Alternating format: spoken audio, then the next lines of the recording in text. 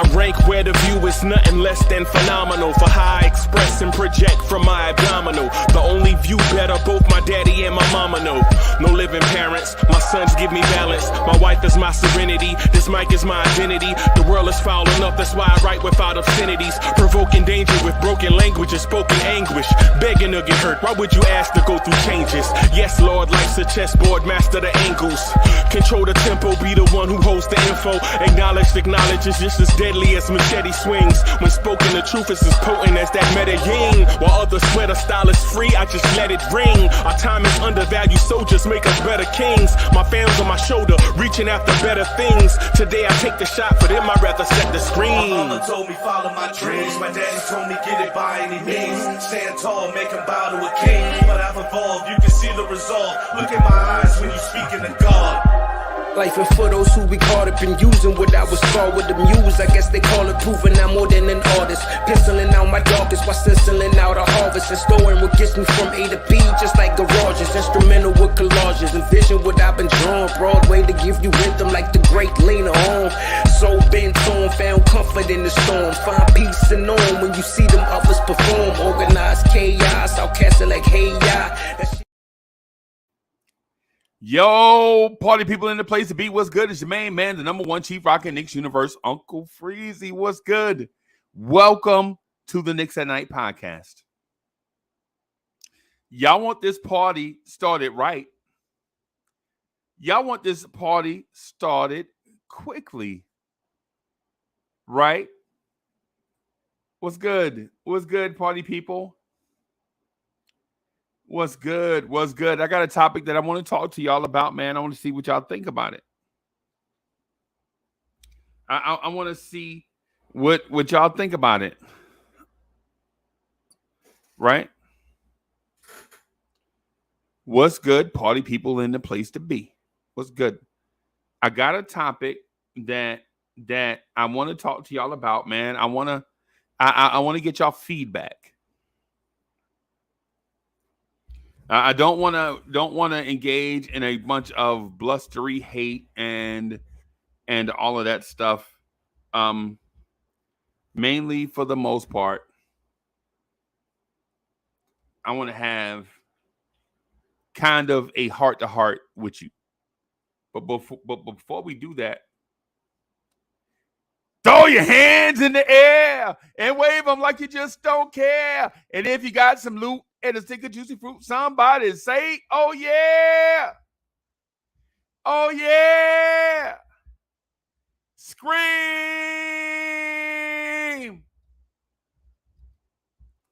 Get that energy up.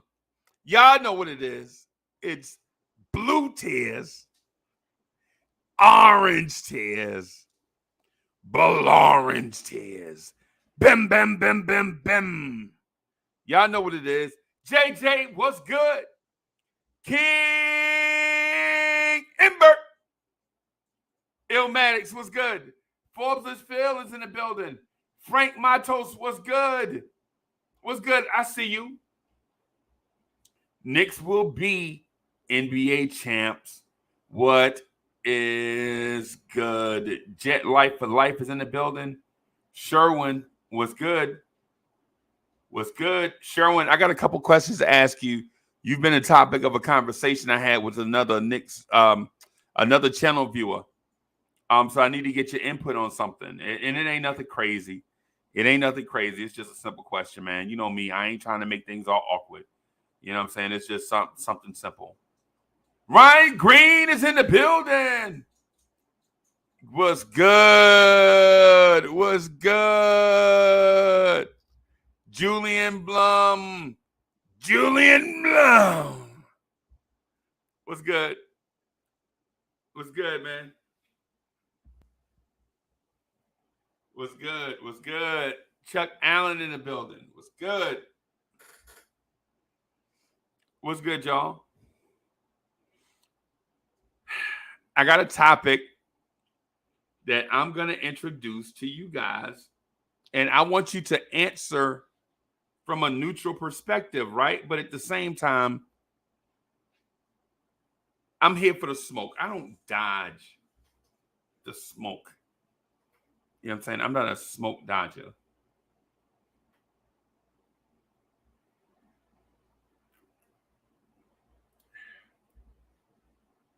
Right? It's not what I do. It's not what I do.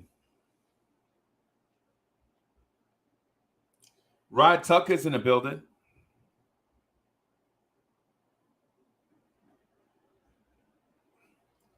Where is my YouTube thing at? Where's my YouTube chat? There it is. I'm going to put a poll in the chat, and I'm going to ask this question. And I need everybody to vote. I need about at least 400 people chiming in on this poll. Right? And here's the question. I'm going to say it and type it out. Is it time to move on from Tom Thibodeau as head coach? And as usual, the options are simple. Yes or no? Is it time to move on from Tom Thibodeau as head coach of the New York Knicks?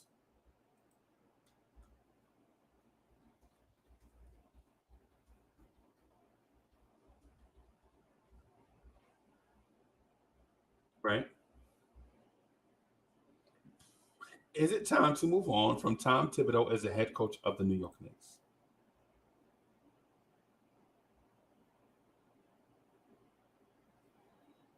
Right, there we go. So the poll is up. Y'all tell me what y'all think. I need to get about at least 400 or 500 votes in here, y'all. So make sure y'all vote on this. I'm going to put the link in the chat.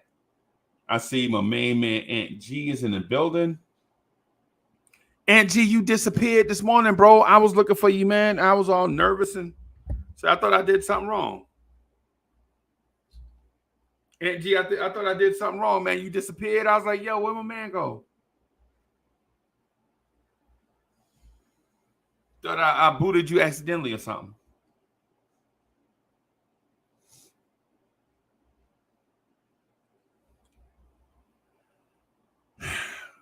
All right. Al, what's good?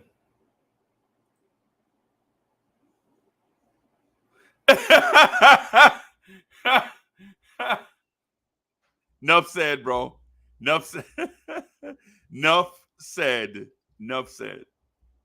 Right? Here's my thing with Tibbs. And I'm going to throw all these details out here in the open. So I'm not trying to be negative for one side or negative for the other side or positive for one side or positive for the other side.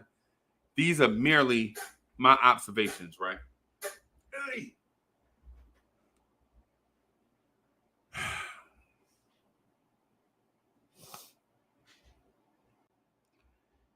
I think, yo, Chuck Allen, what's good, bro? What up? You doing? I can't hear you, bro. I mean, I can hear you, but I can barely hear you. It might be my speakers, man. No, can you hear me now? Good. All right. So Chuck, I got a few things to say about Tibbs, bro, and it's not negative for one side or the other. It's mere observation, right? Okay.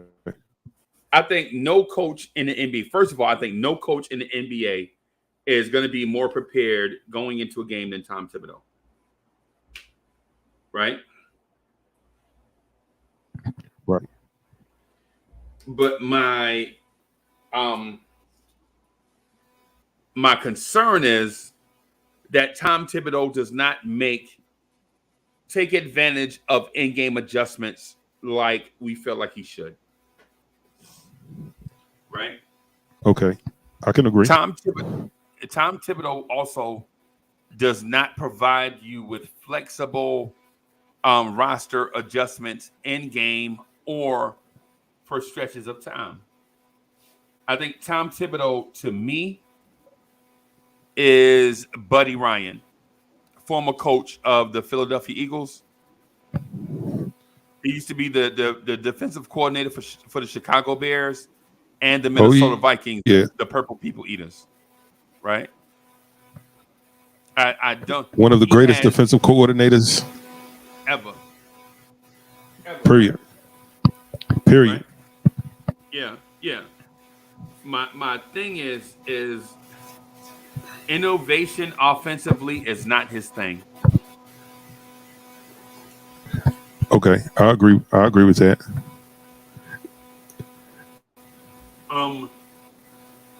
In terms of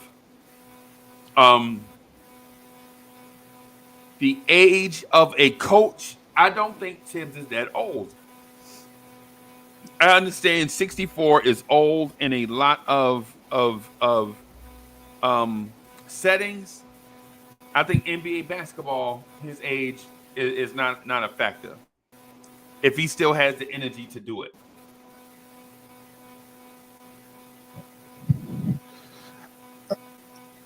I agree. Because Pop is older than Tibbs. Yeah, Pop is almost like 10 years older than Tibbs, almost. Right. But here's the thing. Here's the thing with a Popovich and a Tibbs.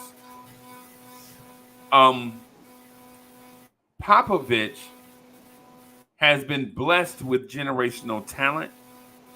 Tom Thibodeau has not. Tibbs got his one generational talent guy, and that guy was injured so much his career was ruined. Right. And so what other generational talent has Tom Thibodeau had in all of his coaching career? Like, name a guy that's a generational talent that Tibbs could have taken to the promised land. Carl Anthony Towns? I was going to say Cat. Yeah. Okay. I don't know how much I trust him.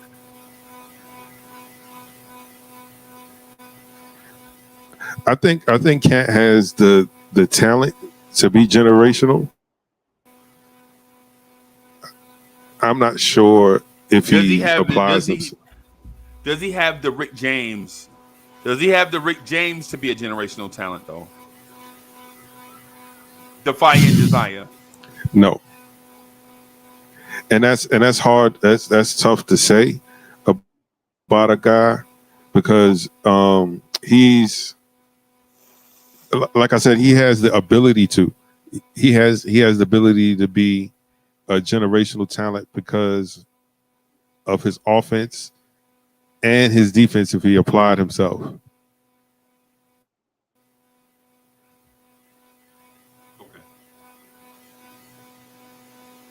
Okay. All right. I understand what you're saying, right? But Tibbs, is it time for Tibbs to go?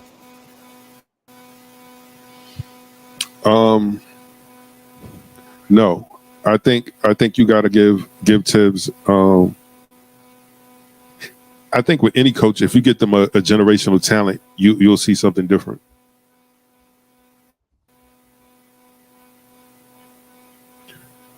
Hey, what you hear in the background? Fan. Oh, you need me to turn it down? No, we good. Man, it's hot as a man. You crazy? Yeah, I don't know what it's like where you at, but where I'm at, it's hot. It's hot as well too, man. Yeah. Yeah, that's what I'm saying. Payback Carter's in the building. What's good? Yeah, man. What I'm getting at is it time for Tom Thibodeau to go? And it sounds like most Knicks fans, or it looks like most Knicks fans, are saying no, they love Tibbs. They want to keep Tibbs. Eddie C, what's good, bro? I think you got to give him all the pieces. Salute, Eddie C. What's happening? I think you still got to give him all the pieces. And if he fails with all the pieces, then you go, yeah, it's time for him to go. Okay. What I would say to that though is yes, it's time for Tibbs to go as head coach. No, I want to keep him in the organization. You feel me? Like I respect Tibbs' basketball acumen and those type of things. I think in-game adjustments he lacks, bro. I think the game moves too fast for him. I think he overcoaches, and I don't think he can relate to an NBA player in game. I think he is excellent relationally outside of the game, right? But in game, you have to kind of know how to stroke these young cats' egos and such. You got to know how to coach today's player, right? You got to know what plays to call, what lineups to run. When the other team wants to run, you got to run with them. You know what I'm saying? You can't have, it looks weird. They run, you walk. They run, you walk. They run, you walk. And I think it's frustrating to young players.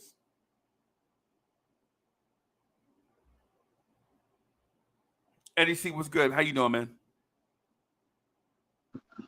Good night, fellas. Doing good, man. Just resting up. About to go on vacation tomorrow. Going to the beach. Okay. 5 days. Okay. So going with my family, my sister that just came from New York. She's been here for a couple of days. So I was, just taking them out all over the place. And tomorrow we go to the beach and chill out. Okay. But okay. Speaking on the situation here. Look at you spending all that corporate money. Yeah,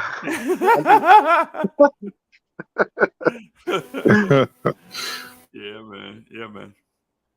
I think both you guys have good points. Because I do feel like sometimes the in-game adjustments from him are lacking. I just want to see him have because he's had young guys on the bench, right? Yep. So most of the times when you do make movements, you're moving guys that are from your bench either to your starting lineup, or you're mixing and matching things from your bench to your starting lineup. And the majority of people on our bench are kids. So for him, it's difficult for him to start mixing and matching because, as we all know, first you need his trust, then you can go places. And Obi Toppin, it seems like, is one of the players. Emmanuel quickly earned his trust like his rookie year. Right. But Obi Toppin, it took him, I think, until the end of his second year to earn his trust. And we might see a different scenario when it comes to Obi Toppin next year, right? Right. Hopefully. Right. So when it comes to that, when you were talking about like the in-game adjustments and stuff like that, that's the only thing that like stuck out to me in my mind as to why he wouldn't do such a thing or this and that. But at the same time, I agree with Chuck. I still think that you got to give him time, and you have to give him the good players, right? So they don't look, because how many times have we said have we spoken about a coach looking so good, but they have great players on their team? Right?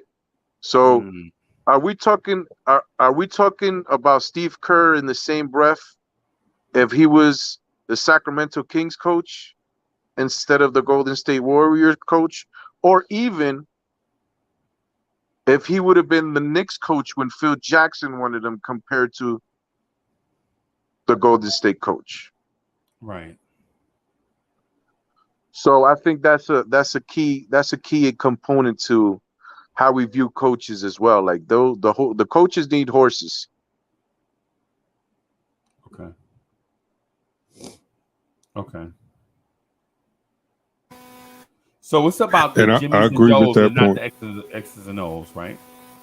That's what we're saying. Yes. Yes, because even you pointed out how the offense was very vanilla. And towards the end of the year and during summer league, they started adding the Spanish pick and roll with different wrinkles and nuances to it, where you have a roll guy, more movement, right? And Right. And one of the things that we said earlier is maybe these guys aren't picking up the vanilla. That's why Tibbs hasn't moved on from just the vanilla type of offense. Right. So I think if you get him guys who are capable of doing these things, from an IQ standpoint and from a physical standpoint, right? I think you'll see a different team. Okay. Okay. And I would also like to add, speaking on that last point that I said about, having the players, make the coach sometimes look good, because, sometimes they make these ridiculous plays where it's like, okay, on to the next play, right? Right. In that sense, you can even say the opposite as well, because some coaches have all of the players in the world and they still don't look good as coaches. And somebody that just stuck out right now when I was talking about that was Steve Nash. He has all these coaches, he has all these players, best player in the world, Kyrie, one of the top guys in the world, and this and that, and look at what happened with him. So to me, I think if you're talking about a coach that needs to be gone in New York City, I think he's at the top of the list. Okay. Instead of a Thibodeau type guy. Okay. I think it's time. I think it's still time for Tibbs, bro. And I understand where you're going, because your point is an excellent point, right? And so much so it's making me reevaluate the topic, right? About what are these guys being handed in order for them to be successful, right? Like what Tibbs has versus what Steve Nash has. Would Steve Nash be a better coach if he had Brooklyn's roster? Would Tibbs be more successful? Right? I dig it. But my deal is getting the most out of what you have is what Tibbs struggles with right now. Right? And I thought he had the golden opportunity when he could have started Emmanuel Quickley over Alec Burks. And then that way he could have left Burks in a role he was more comfortable with. And Emmanuel Quickley's struggle, because people forget Emmanuel Quickley played bad this season for 2/3 of the season, right? You remember how trash Emmanuel Quickley was? Yes. Very he played the beginning of the season. He was very bad. Very bad. Very, very bad. So much so that I think it started to affect his defense. Right? But at the same time, I think if Tibbs switches him into a different role where my guy gets the opportunity to get more reps, more high leverage reps in that capacity, I think Quickly breaks out of that slump sooner.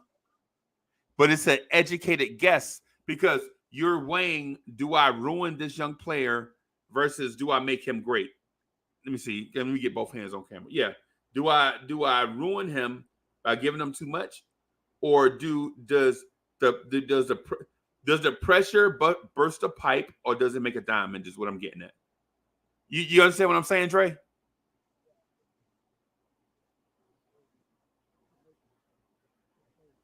No. Okay. Is my mic on? My fault. I didn't realize my mic was off this whole time. You can hear me now?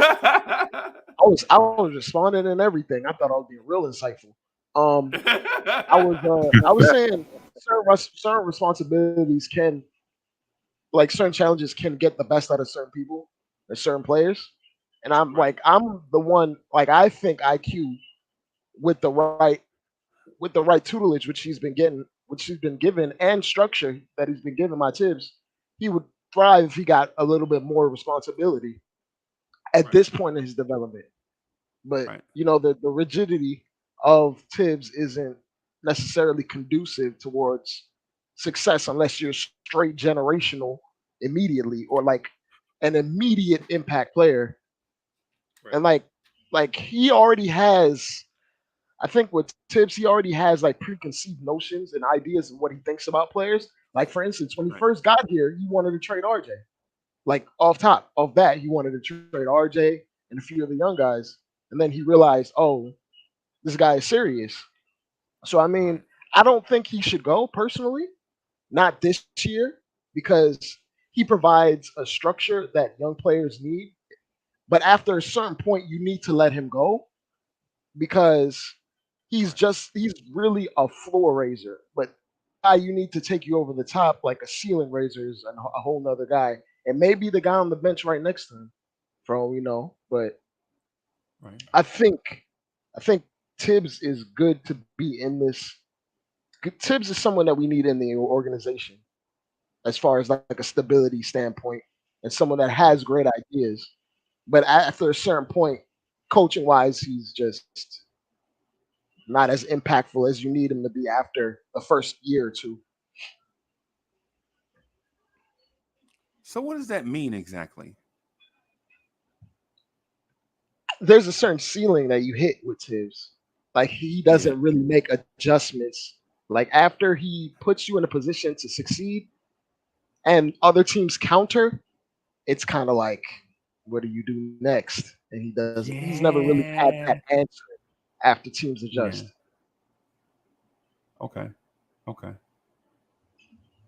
And that doesn't necessarily mean he's a bad coach, because there's a lot of coaches out here that adjust quickly, but they make terrible adjustments quickly.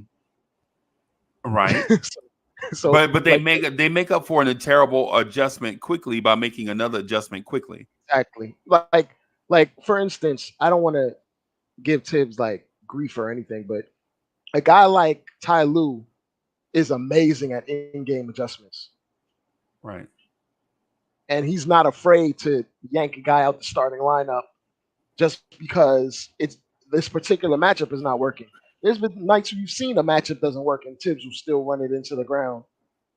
Right. Just because that's who he is. Right. He tries to meet force with force at all times. Is that not what you guys like though? Meeting force with force. But Tyronn Lue, even with all his in-game adjustments, Tyronn Lue he's had plenty of players on his team, and he's never been successful getting them anywhere. He's won a championship. He had I understand that. I understand. But it was against the 73 I'm thinking about more about his Clipper. Okay, I'll give you an example. This last season, they greatly overachieved, despite being like out talented almost every night until PG came back. They were a 500 team out in the West, and they didn't have PG or Kawhi, and their go-to guy was Reggie Jackson. And you can't tell me right. I'm laughing, but yeah. You can't tell me that. And a lot of that had to do with in-game adjustments. Like they had like maybe 3 or 4 comebacks to 20 or more points just after halftime last season. That speaks solely to in-game adjustments. He would have times where he would have like 2 box out there. You'll see that it doesn't work. Yank him, go small ball the whole second half, and that'll be it. And that'll be the adjustment that he makes. And some dude named Hartenstein would be waving a towel on the bench. Yeah, go get him. Exactly. So I mean, that obviously you can't win championships without great players, but you also need to be able to adjust win championships as well. Because even if you have great players, other great teams will adjust to your great players and take away your first option, your second option, your third option, even sometimes even your fourth option. You have to be creative and imaginative. And what Tibbs does is he's not necessarily creative, but at sometimes his creativity is limited by our roster as well. Right. Okay. It's not all on So him. so 1 second, baby. So you saying that right now, on the coaching totem pole, Ty Lue is ahead of Tom Thibodeau, and In my it sounds opinion, like by a lot. It sounds like by a lot. I wouldn't say a lot. I'm not saying I that. wouldn't say a lot. I'm what Dre is saying in terms of in-game adjustments. Yes. In terms of Overall, in-game no. adjustments, it looks like he has an upper hand on that situation because he does do the Marquise Morris at the 5 and things of that nature and Nicholas Batum at the but 5. he's always had, and the teams that he's played on, he's always had elite talent. He's had that Nash treatment since he got in, it looks like. Okay. And then there's him, and then there's other coaches like a D'Antoni that makes something out of nothing. I'm inclined to agree. So the Knicks But I are think going to the Ty Lue NBA is better. Finals. What's up, Spree? How you doing, man? Freezy, the Knicks are going to the NBA Finals. I'm Will we buying get group tickets? This year hear or me in 2025? Well, so check this out, right? So Donovan Mitchell will be a Knick eventually, okay? We beat the Celtics a couple times last year. We actually played them very well. And who came out of the East this past season? Freezing? It was the Celtics, right? Absolutely. And so my question to you is, if you add a Donovan Mitchell and you bring Julius Randle back from the dead, and you get Julius Randle back to where we had him, Freezy, because of us, me, you, and God of Moses were the only three that believed. If we can get him back to the level, why can't we be at that level? I explain that to me. Not sure. So that's what I'm saying. Are you a believer in Tibbs, or should Tibbs be fired? I'm a believer that Tibbs needs players to win, and I think he's going to win. So I don't think Tibbs needs to be fired right now. I don't think Tibbs is the right coach for young kids. But Me either. I think this team is going to be ready-made. I think Julius Randle is angry. I think he's motivated. I think he's on a mission to prove that year with no fans in the stands was incredible, but you ain't seen nothing yet. I think Donovan Mitchell and Julius Randle are going to play out of their minds and bring the New York Knicks back to prominence. But when Tom Thibodeau first started coaching, his team was full of young kids. Yeah, I understand that, and I'm with you on that. You know, there were different types of pedigree. Taj was a rookie. There was different types of pedigree of the kids. I mean, if you come with me with that, then I get you there.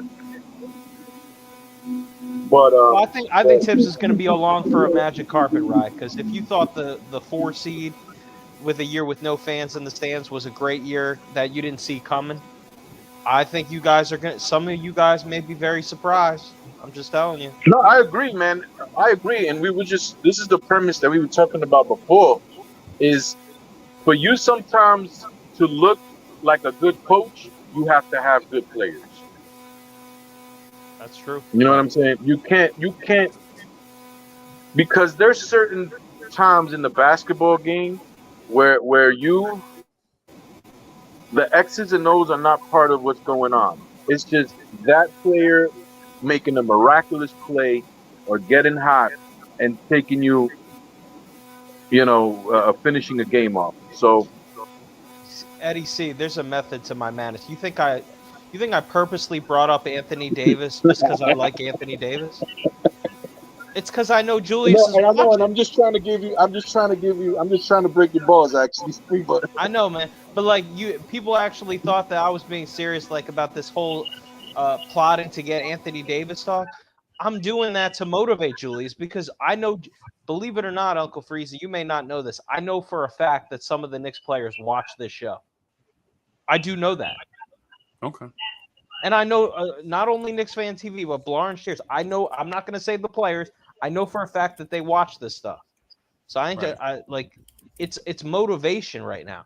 Like, people are doubting Julius Randle's abilities as a basketball player because of what happened last year.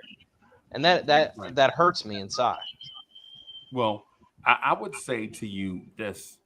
So to anybody that's watching, New York Knicks players or otherwise, we try to provide a good product and try to be at least sane most of the time.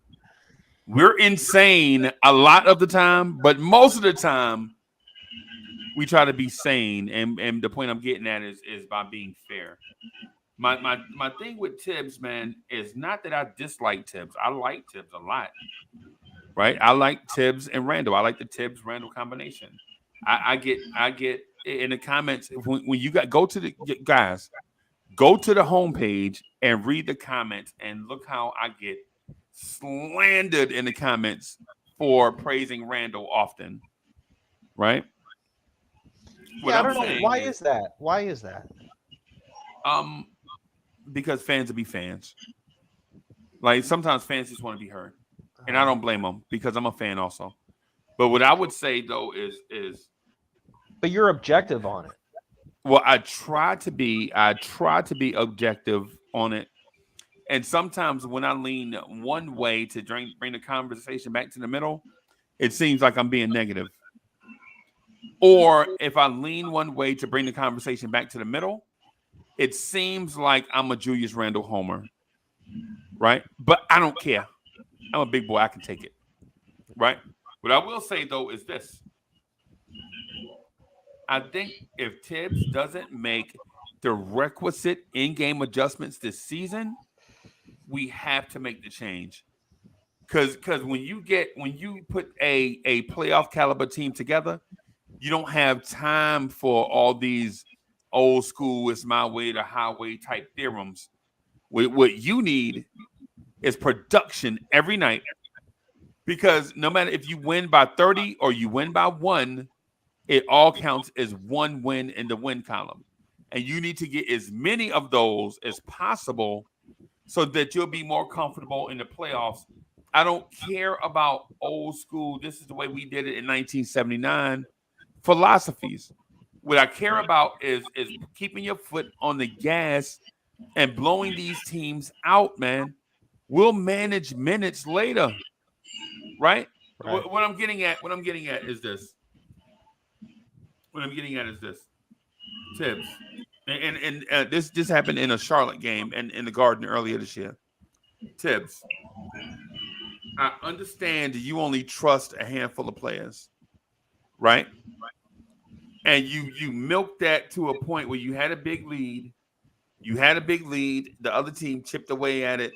And those guys ran out of gas and they couldn't keep the lead, and we lost the game down the stretch. Right? Tibbs, let other people play, bro. Because in the grand scheme of things, guess what happened? You lost the game anyway.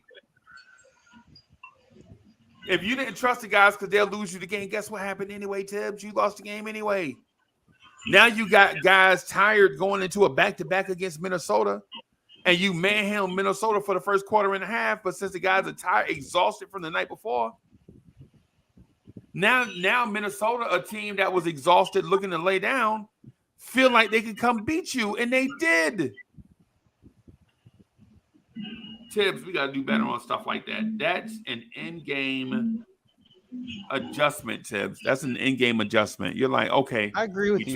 We tried this one thing. They countered. They were able to get back in the game. A tired RJ Barrett can't guard Miles Bridges.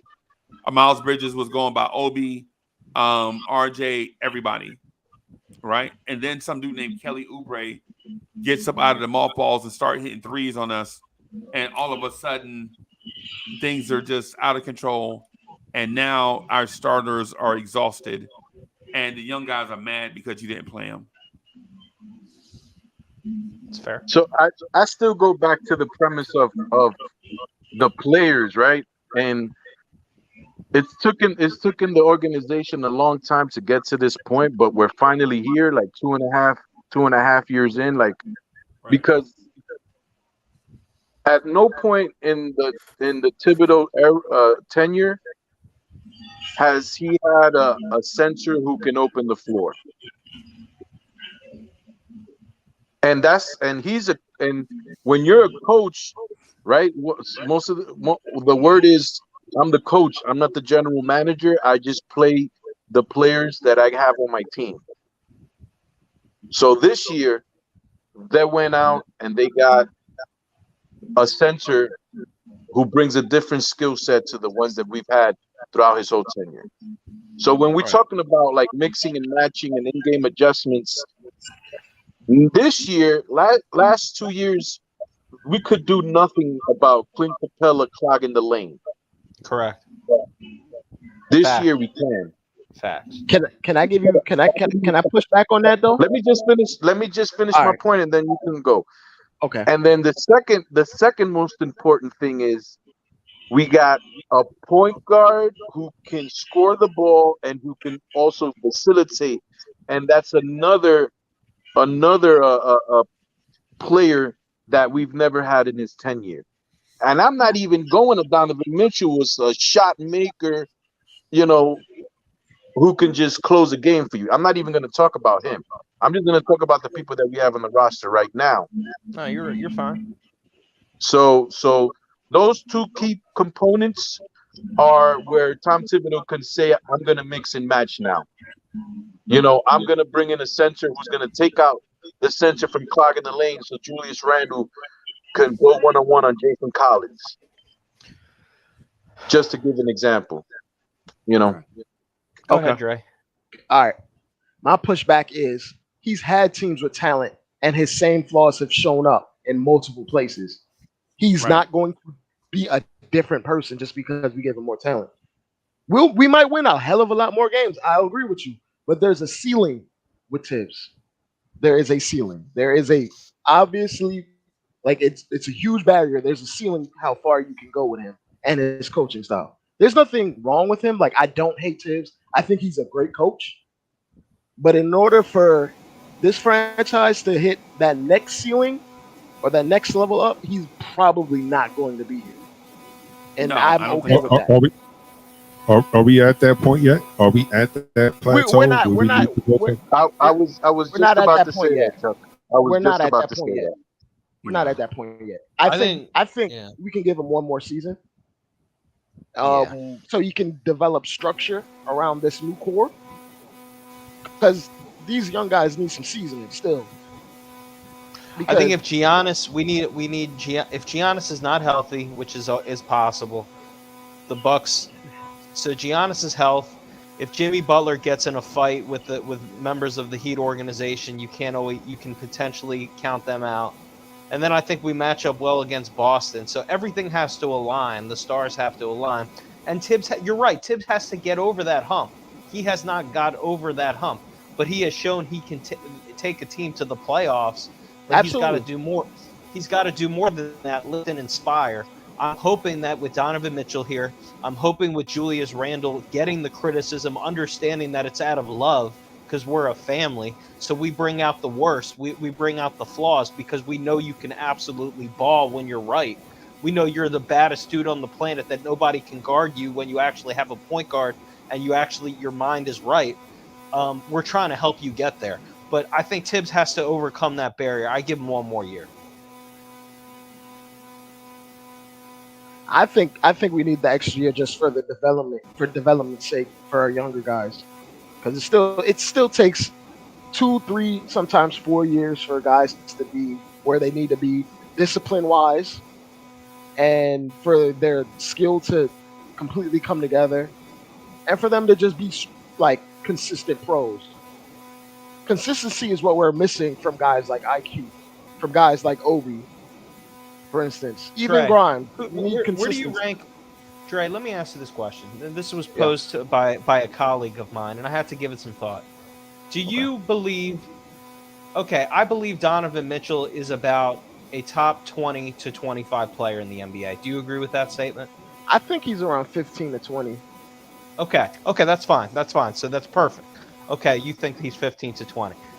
When Julius Randle is right, when I'm talking about when he's right, when he can ball, when you've seen him at his best, where do you have Julius Randle ranked in the league? I want to say 20 to 25. Okay. But I think both of y'all are wrong, bro. But I agree. But I think both of y'all. he was like a top 15 player. He made All NBA. What, second team?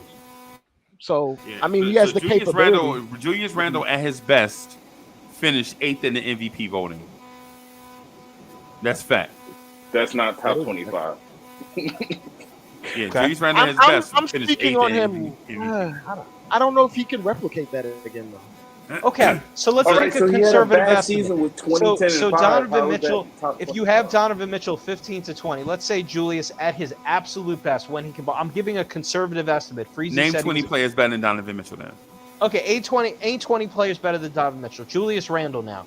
When Julius Randle's at his best, are there 20 players better than Julius Randle when he's at his best? Julius Randle had his worst season in our eyes of 2010 and 5, and you can't name 8 people in the league that have 2010 and 5. But you're going off the assumption. If you want to say, I know I'm going under the assumption that Julius Randle's going to be at his best. My point is, if you can, and this is on the coach, he has to get them to play at their best. But if you can get both of these guys at their best, technically you can make the argument that we have 2 top 20 players at their best level.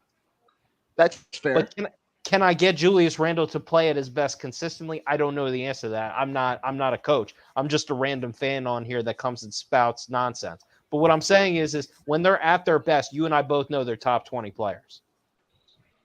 When they start seeing the shots go in, and they don't have to exert all that energy on the offense and on the defense as well, and everything has to be on them and this and that, and Donovan Mitchell makes a couple of shots and he's tired, and all of a sudden Jalen Brunson makes a couple shots, then Randall gets into the action, then RJ Barrett gets into the action, because we all play basketball and we all know how fun it is when everybody making shots. And if you got good players are going to make shots. It's going to be more fun. You're going to play better basketball.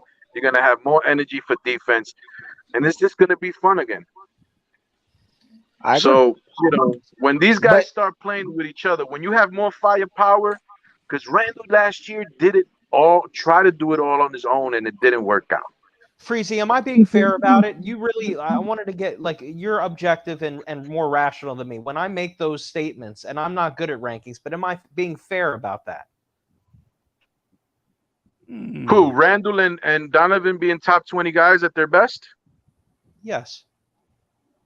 When they're at their best. I know that they're not always at their best. I think you're okay there, because how many power forwards are there in the league that are that much better than Julius Randle? There's the Giannis's of the world. Not that many power forwards come to mind. You consider LeBron a power forward? Anthony Davis? No. And they're small forward. Anthony Davis, yes, a power forward. Power forward, right. Okay. But according to I'm looking at the all NBA teams of the past few years. Recently, how many all NBA teams has Anthony Davis made recently? I'm looking. He didn't make it. He hasn't been in one in a few years. Yeah, he didn't make it. 2019. He didn't make it 2 years ago. He made it at center 3 seasons ago. 2019, 2020. Yeah. But you're saying when Julius Anthony Randle Davis has made 50. one all NBA team in the last 4 years, and so was Julius Randle. Okay. No, don't get me wrong. When Julius Randle's at his worst, that's a whole different conversation. He may not even be top 50 player when he's at his worst. I think Bam Adebayo to me is a power forward. Playing center, at the 5, bro. Yeah, but like, if you really break it down, I think to me, Bam Adebayo is a power forward. Okay. What's his name is a Oh man, it just left my. Does Bam Adebayo do power forward stuff? Yeah. Not necessarily. No, not really. Bam Adebayo's the third option on that team, by the way. And one could ask. Oh, has Zion Bam Williamson. one could ask, did Bam Adebayo hit his ceiling? I think he's got a little bit. I think he has a little bit something else in there. Where is it the shooting aspect? I think it is. I think it is. His offensive creation is a little bit lacking to get a shot for himself. He can pass. He's he finished top 3-4 in defensive player of the year. Like, so he's elite at one thing. He's elite. He's elite at a few skills as far as for a big man. Do you consider But he doesn't Draymond have Green a fun. power forward? Draymond Green's another power forward. I mean, you see how long it takes for us to like get there. Okay. No, I agree. I mean, I probably have Julius probably 20 to 30 because he can't do it consistently, and it was kept for 1 year. But I mean, I think my point is that if somehow, because I think Julius is going to be motivated again. If somehow I can get, and they have to both play well at the same time. You can't. There's only one ball. I'm aware of that. I'm just saying, taking a step back, looking at the landscape of rankings in the league, you can't tell me that we don't have close to at least top 30 guys on the same team. When have we had that? The thing is, Spree, I have like no doubts on Julius's talent. Yeah. The thing is, do we have the coach to make the parts fit the way it needs to? Because you can have the talent. I agree with you. I don't know. You're muted, Freezy. You can have the talent, but it Can doesn't you necessarily hear me? mean it I'm sorry, works. my mic is. You are You're now. muted. I can hear you now. Now I can hear you. Okay.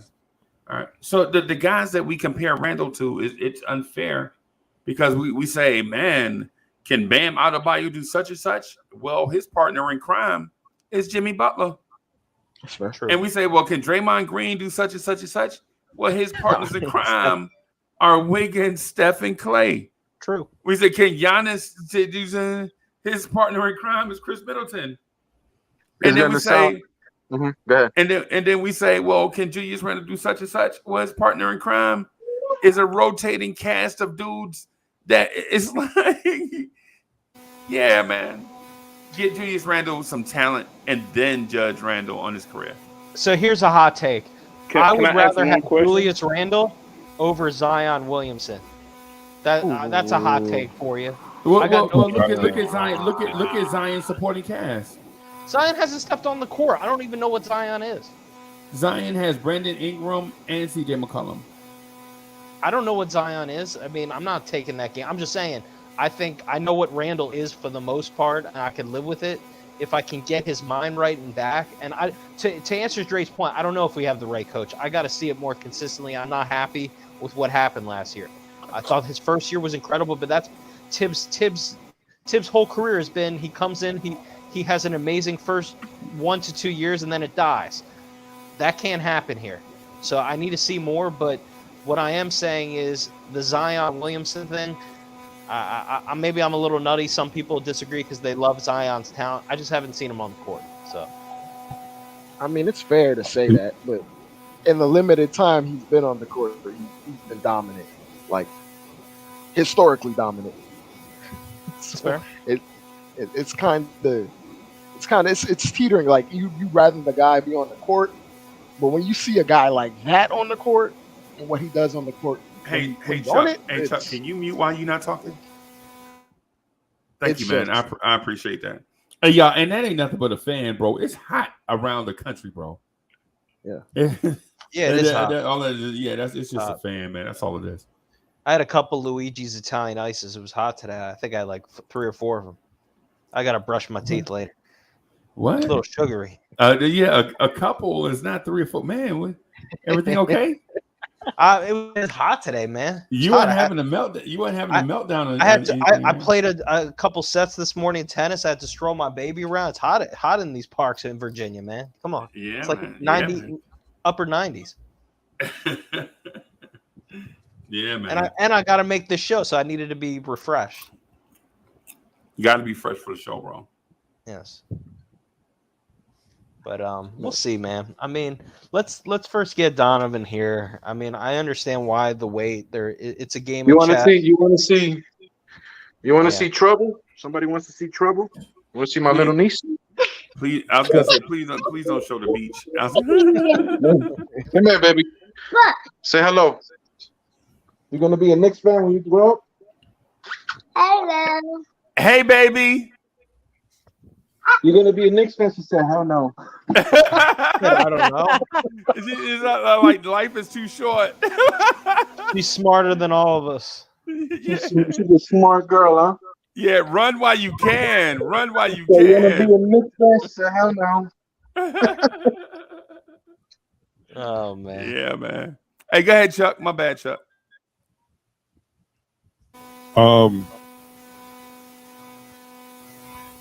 Okay, you want? I know Spree gave a hot take. You want a real hot take? Trade RJ and Julius. Wow. Okay. Wow. The franchise? What's your reasoning behind that? Explain. Fans aren't going to let Julius get another. Oh, here we go with this shit again. What happened? Anyway, You're muted, Freezy. yeah, I can't hear you. That ain't got nothing to do with you, my man, having a tech issue. Greeny from LI having a tech issue. Hey, Greeny, you good?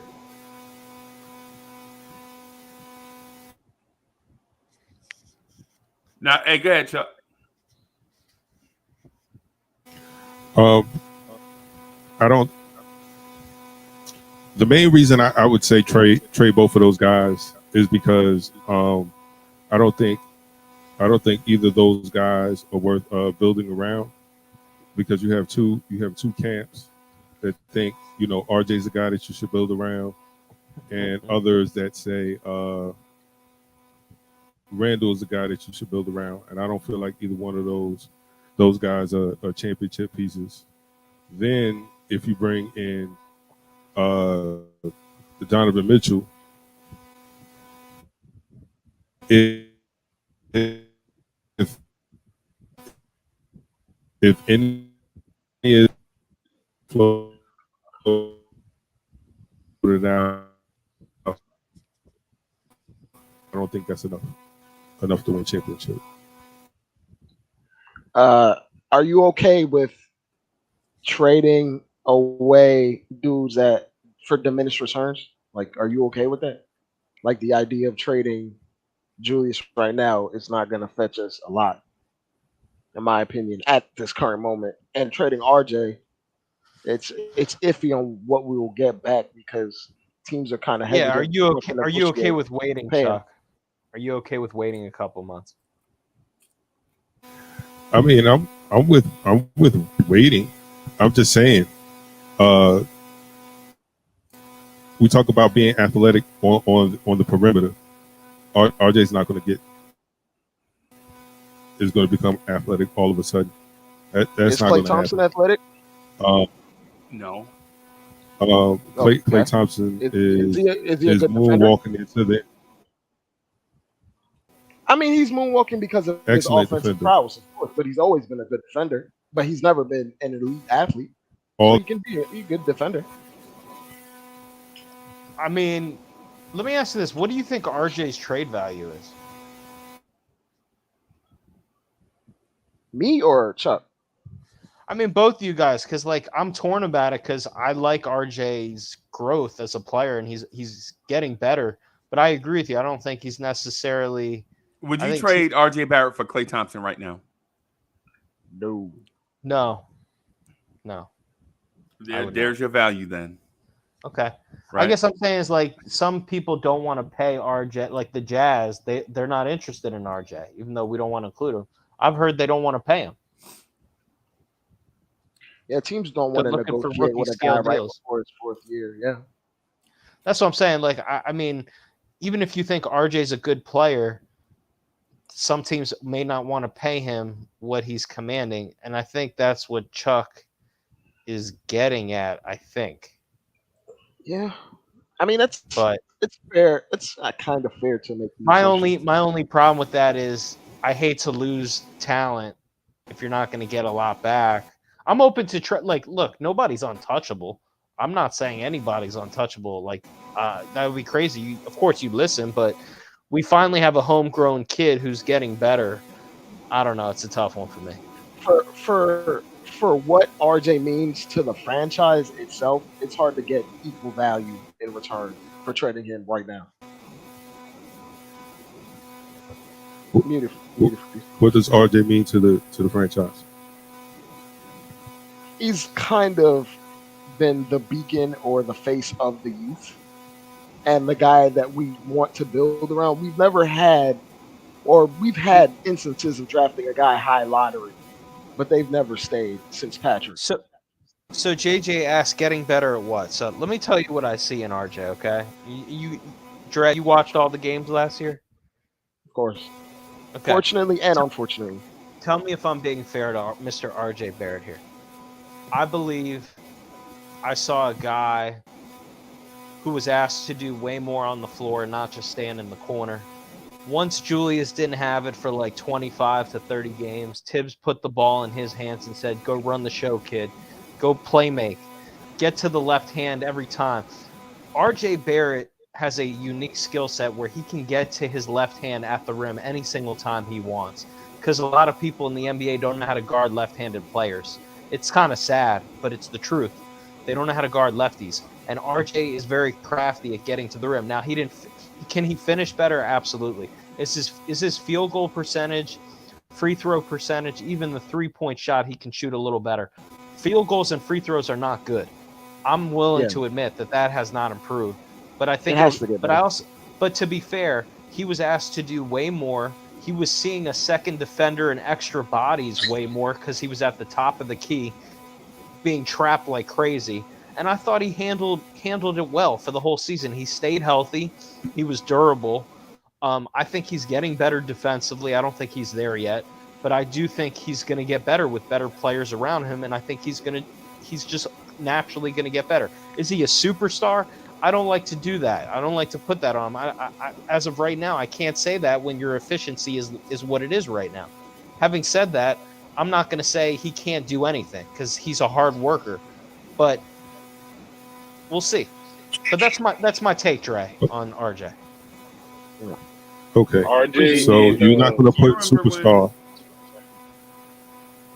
A lot of non-superstars get paid though. A lot of them do. But Spree, you remember when the agile guys like Agassi and Chang started forcing the big hitters to their backhand, right? Because these guys had powerful forehands, right? Yeah. And the agile guys started forcing them to backhands, and now you got big, strong guys having to go set up for a shot, a backhand like deep in corners, right? What it did is it neutralized those guys. Those guys couldn't hit more hard forehands in an open court, right?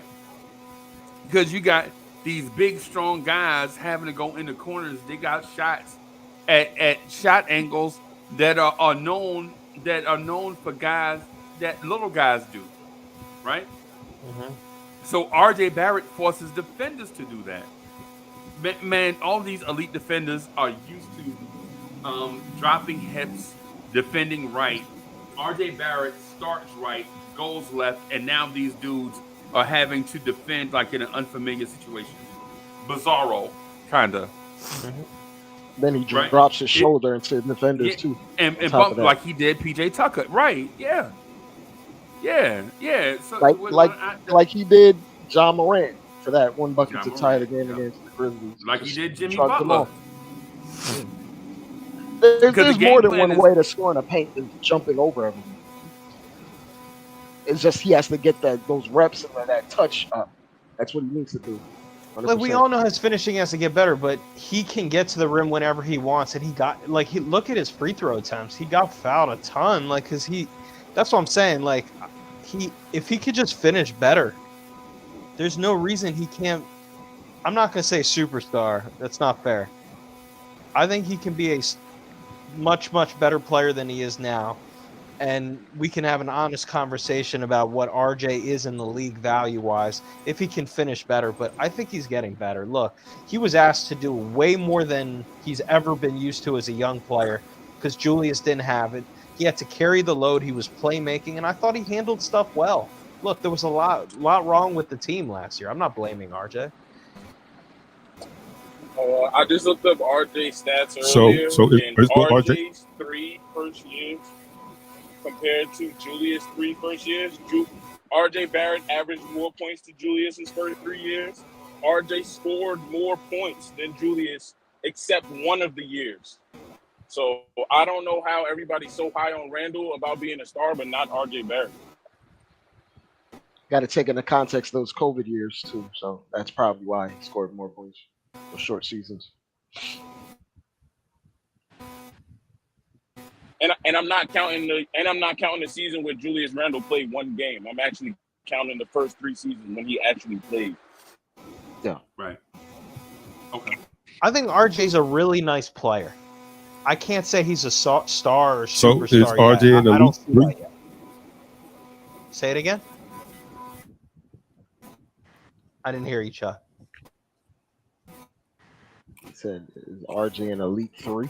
I think that's what he said. An elite 3? Yeah, like not right now. Not Not yet. right now. Nah. I can't say that right now. I'm being honest with you. I can. I'd love to say that right now. I can't say that. But do I think he can be a really Is he good an 3? elite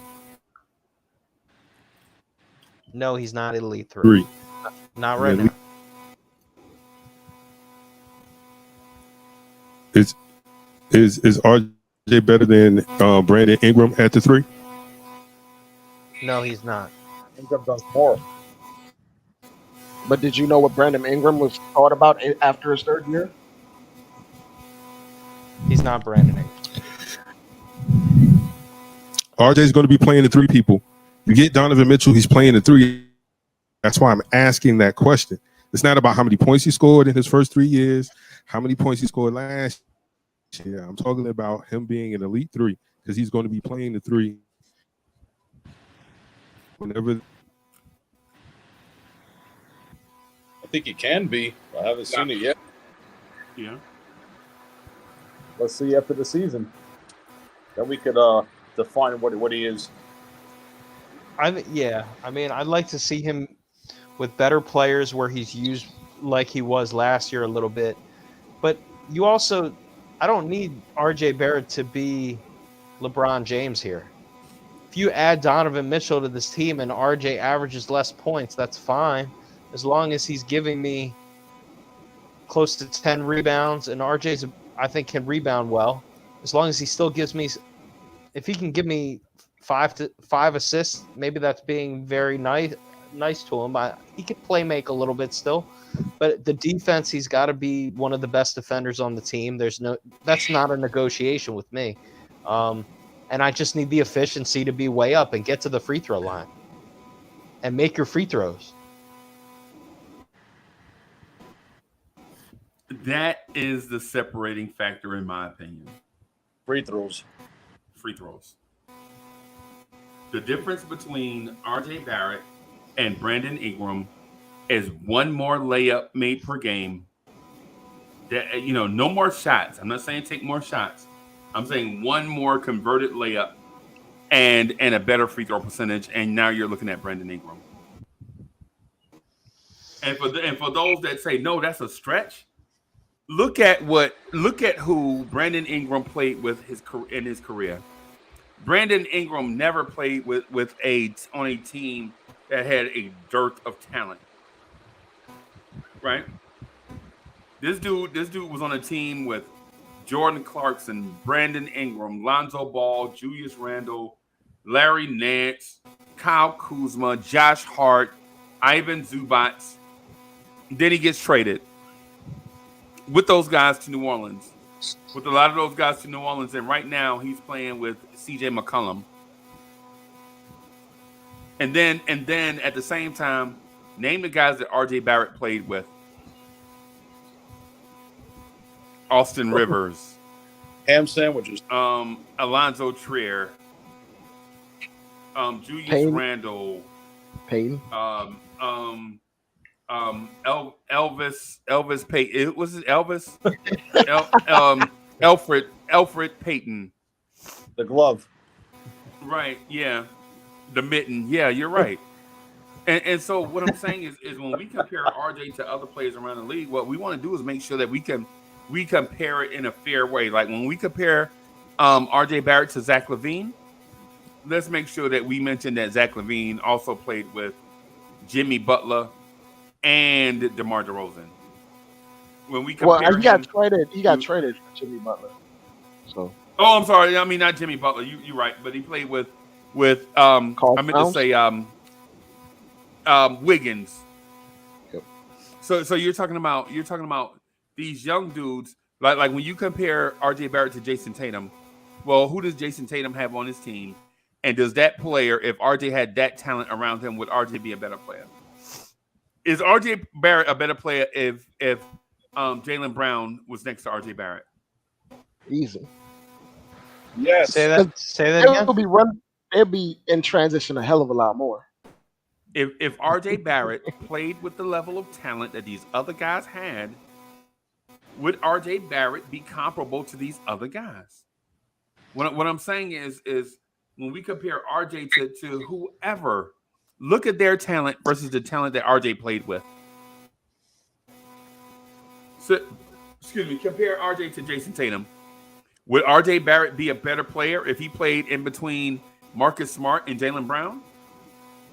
If he's not just standing in the corner and he's used properly, yes. Yes. Right. But he can't just stand in the corner with Tibbs like he did his 2 years ago. But if he's used properly, to your point, Freezy, yes. I think if you put RJ in that situation, he looks a lot better with more defenders around him. So of course he's going to look better in that situation. Right. So are you getting at it, and this is what Savage is saying, Savage in the chat, is your question, will RJ be a better player with Jalen Brunson? Is that even part of this analysis too? That's exactly what I'm saying. The whole stand in the corner thing is not a Tibbs thing. It's a lack of a pure point guard thing. Okay. Fair. It's basketball. Dudes stand in the corner because the guy running the pick and roll can't get past his man, even with the pick. Mm-hmm. So now the guy in the corner can't take off because he doesn't know what the ball handler is doing. Is that guy going to shoot? Is he going to go to the basket? How far is he going to the basket? Is he going to kick out in the corner? Does he expect me to cut? Right? Danny, you ever played doubles tennis, bro? Yeah. Tennis is not you easy. know how weird it is, like playing with a partner. You don't know where you kind of got to Whose ball is it? Yeah. Yeah. It's tough. I don't play double. I hate doubles because you got to rely on your partner. I'd rather play singles. That's why I don't like to. I like relying on myself if I miss a shot. I can't stand it. Like I get mad and yell at the other player, and I get thrown out of my place. That's how we play ham sandwiches. Yeah, I mean, to your point, Freezy, you're right. It's all about chemistry. Let's hope Brunson makes RJ better. People hating on I'm not trying to hate. Chuck makes some good points, though. I mean, to be fair to Chuck, he's thinking long-term about salary, and I think he's fair to say he's not elite yet. Right now, maybe he never will be. I don't know. All I know is I want to give him a chance because he's a good kid. He's on my team. He's working very hard. He's trying to do the right things, which a lot of people don't do. We haven't had a guy like that in a long time that's willing to put in the work. So let's see what he does. I hope he succeeds. I want him to succeed.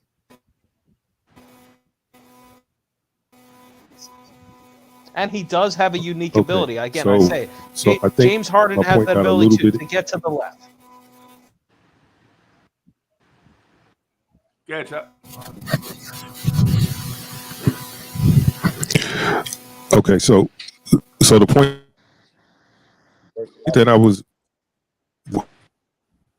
who's RJ's playing? Get Donovan Mitchell. Donovan Mitchell is a starting shooter.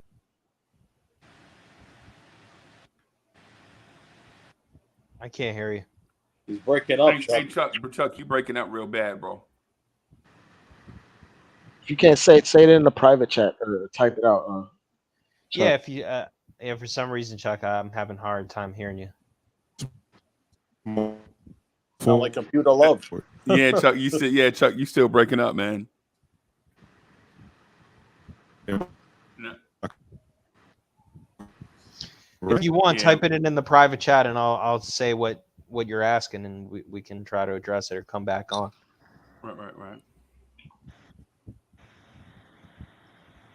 Yeah, man. So he did, but yeah, man. I think I find myself. Y'all know I'm gonna defend Knicks to the end. Y'all already know how I am. We've been at this for like 2 years, bro. I always defend Knicks players. Even when people was like, "Get Reggie Bullock out of here," remember that? Yeah. Remember me and Hoodie Kev at night?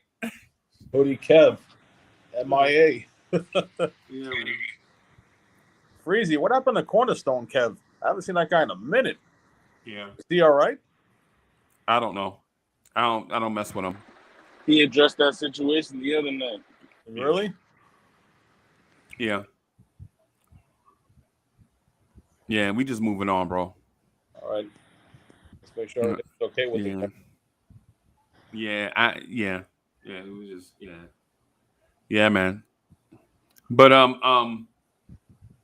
the RJ thing though, there's Chuck. There he is. There he is. Bim. What's good, boss?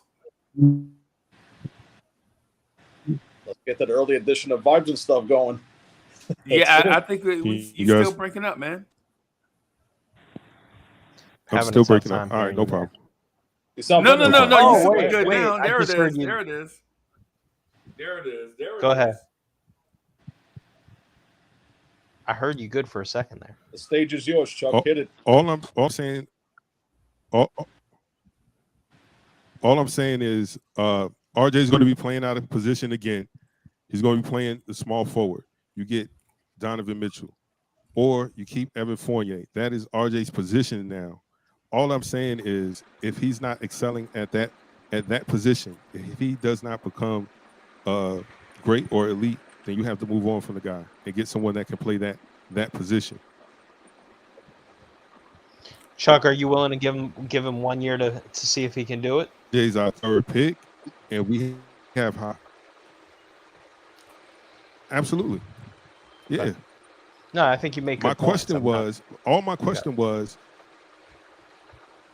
say your question. Yeah. With the position that RJ will be playing now, will RJ be able to excel at that position? Right? If not, then it would be smart to move on from that. That's all.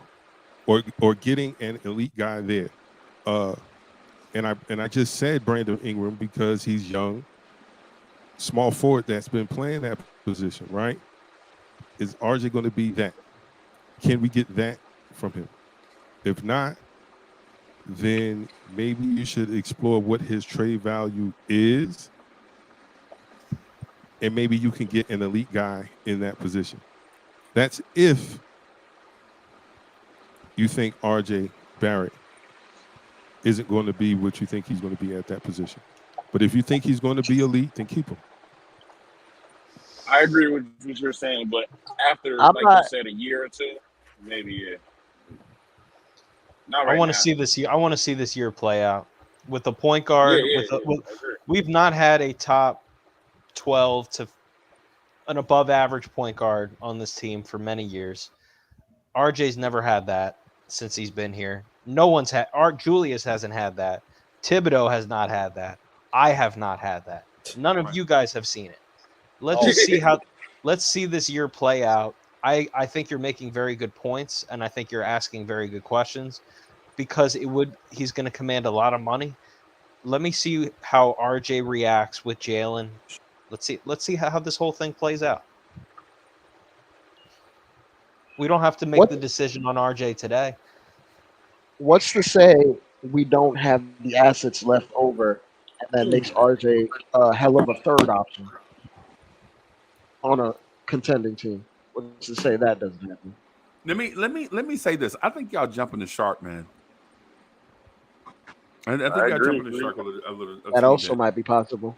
Right. What I would say to this is, what is going through your mind when you see Cam Reddish standing at the scorer's table and you see Jalen Brunson leave the game? Like, what's going through your mind when you see that? RJ's gonna. Are you thinking, man, Cam Reddish is going to run the point? Or are you thinking Spider's moving to the point, RJ's moving to the 2, and Cam Reddish is moving to the 3? Spider. Yeah, Spider moving to the 1. Yeah. Oh no, I Yeah. think we might see more playmaking from RJ, even with Spider on the court. Yeah, Yeah, but he has to work on that. And in tandem, but your point is RJ moves to the backcourt, right? That's your point, right? Because when you see Cam Reddish subbing for Jalen Brunson, you're not thinking Cam Reddish is coming in to play point guard, right? I'm thinking RJ's getting a bunch of pick and rolls. Right. What I'm thinking is that RJ is gonna be what you call a wing player. It means he can play the 3 with certain lineups and the 2 in certain lineups. And if they really go small, he can play the 4 and spot minutes in certain lineups, like the up and down pace in the transition game. You know what I'm saying? So what I'm thinking is this: Cam Reddish at the scores table, Spider Mitchell is leaving the game. I'm thinking RJ is moving to the 2, Cam is at the 3, right? So I'm not trying to trade RJ Barrett when I know during the game all these guys are going to be playing different positions. The reason why I even brought this up is because see how I mentioned when Brunson leaves the game and Spider moves from the 2 to the 1, all these guys will be able to play a couple of different positions during the course of the game. So if I define my entire Knicks fandom on RJ Barrett being stuck at the 3, then I'm going to be short-sighted because RJ Barrett's not going to play 36 minutes at the small forward. We know that.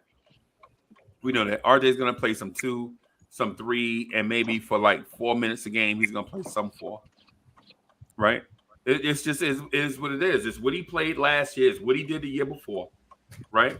Yeah, it is what it is. That's who he is as a player. And guys that are comparable to him, say a Paul George or Kawhi Leonard, Paul George especially, is going to do the same thing. Some minutes at the 2, some at the 3, and some minutes as the small ball 4. Like maybe 4 minutes a game at the small ball 4. That's just what it is. And that's what you want. Because ultimately, when your guys leave the game, because they're not going to play 48 minutes a game, even under Tibbs, right? Say Donovan Mitchell is going to play 34 minutes a game. That means 14 minutes, Donovan Mitchell is not going to be on the floor, right? Jalen Brunson plays 32 minutes. That means 16 minutes. Jalen Brunson is not going to be on the floor. RJ Barrett plays 35 minutes. That means 13 minutes. RJ Barrett's not going to be on the floor. But while that person is not on the floor, you can create lineups where you still have offensive and defensive punch. Like these dudes the starters don't all play the same amount of minutes all game long. You don't substitute in units like the first unit comes in and then the second unit. Nah. Freezing. Let RJ is gonna do his thing, bro. To not to even run the same comparison over and over, but how tall is Jimmy Butler? Man, I don't know. He's 6'7". If you knew that, why you ask me? If you knew that, why you ask me? No, I was asking the chat. He's 6'7", and he's been playing 2-3. Basically, you see what I'm saying? See how people try to put me on a witness stand? See how Dre tried to put me on a witness stand just now, asking me a question he already knew the answer to? I try to ask you more like hypotheticals, not heights and weights, man. I can't do that. Dre put me on the witness stand. Hey man, you swear to tell the whole truth. I'm bad with Man, heights it's- and weights, man. I have to look that up on Wikipedia. Yeah, man. Now go ahead, But bro. Go ahead, bro. he's played 2-3 for multiple years. He's played the 2-3 for the Sixers when they had Tobias Harris at the Right. 3-4 position. He played 2-3 when he was with Wiggins. They were interchangeable. He played 2-3 on the Bulls when he was with Tibbs before. And he's a 6'7" wing, a do-it-all wing. It's not you don't really need the 6'10" guy to be your small forward. Like he's fine playing 3 or 2. people need to just like calm down on that a little bit.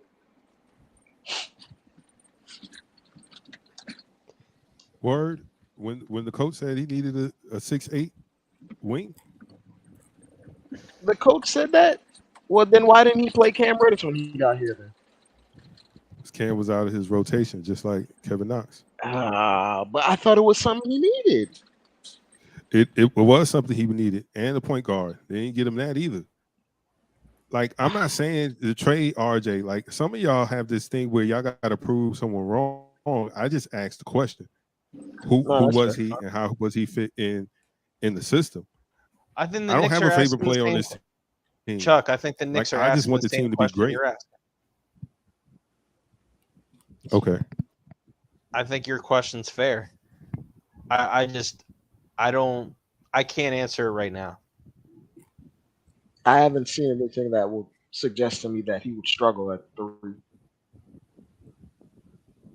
Maybe there may be bad matchups for him when, like, they throw Aaron Gordon on him and he's 6'10", 250, but that's not every night in the league. RJ is bigger than most threes. Just being frank, as far as weight and strength, he's not going to be bullied out there. I think the hold up on the Donovan deal, by the way, is Obi Toppin. That's what I think the hold up is. If I had to guess right now, the picks are locked in. They figured out the picks. I think they know they're going to have to let go of Grimes because Jazz won't do it without Grimes. I think Cam Reddish and Fournier or whatever, they've sorted that out. I think the Obi Toppin thing, Leon's holding out another couple days or a week to try to hopefully see if he can get the deal done without Obi. That's what I'm thinking. Yep. Evergreen is in the building. What's good? Peace and love. Would y'all. y'all rather keep Cam Reddish or Obi? Obi. Yeah, but Cam Reddish talent and upside, we all know he's way more skilled than Obi. So why would we want to keep Obi over Cam? I just don't understand that. We can get to that. Let me bring in my guy Evergreen G. Evergreen, what's good, bro? What's up, Evergreen? What's going on, Yo. y'all? How y'all doing? Everybody good? How you doing? You talking mighty soft? Were you at the library? Nah. I'm downstairs. You know, it's 11:37 here in the suburbs of New Jersey, so I gotta kind of keep it a little. You know what I mean? Keep it a little low, but all is well. Yo, at this point, people gonna hate me for this one, but whatever. I can't hear you though. Yeah, we can't hear you. Can you turn your mic up? How you turn your mic up? Hold on. Or either that or use some headphones. That'll be easier. I mean, you could turn your mic up by talking louder. Okay. All right, how's that? Is that better? Yes. Yeah. Okay, cool. All right. At this point, I don't even want Donovan Mitchell no more, y'all. I don't even want him, man. If we was to go in this season with Brunson, RJ, Cam, Julius, and Mitch as a starting 5, I'm cool with having Quickly or Derrick Rose at the 1, Grimes at the 2, Fournier at the 3, Obi at the 4, and Hartenstein at the 5. I'd be a happy camper going in with that team. As you guys all know, I've always been a take it or leave it kind of guy. And my build for the team is predicated around getting rid of the glut at the shooting guard position, which is we got Evan Fournier, who's a 2. We have Emmanuel Quickly, who's a 2. We have Grimes, who's a 2. We have RJ, who can primarily play the 2. Right. We have many 2s. We almost have as many 2s as we had power forwards a couple seasons ago when it was like 10 power forwards. You know what I mean?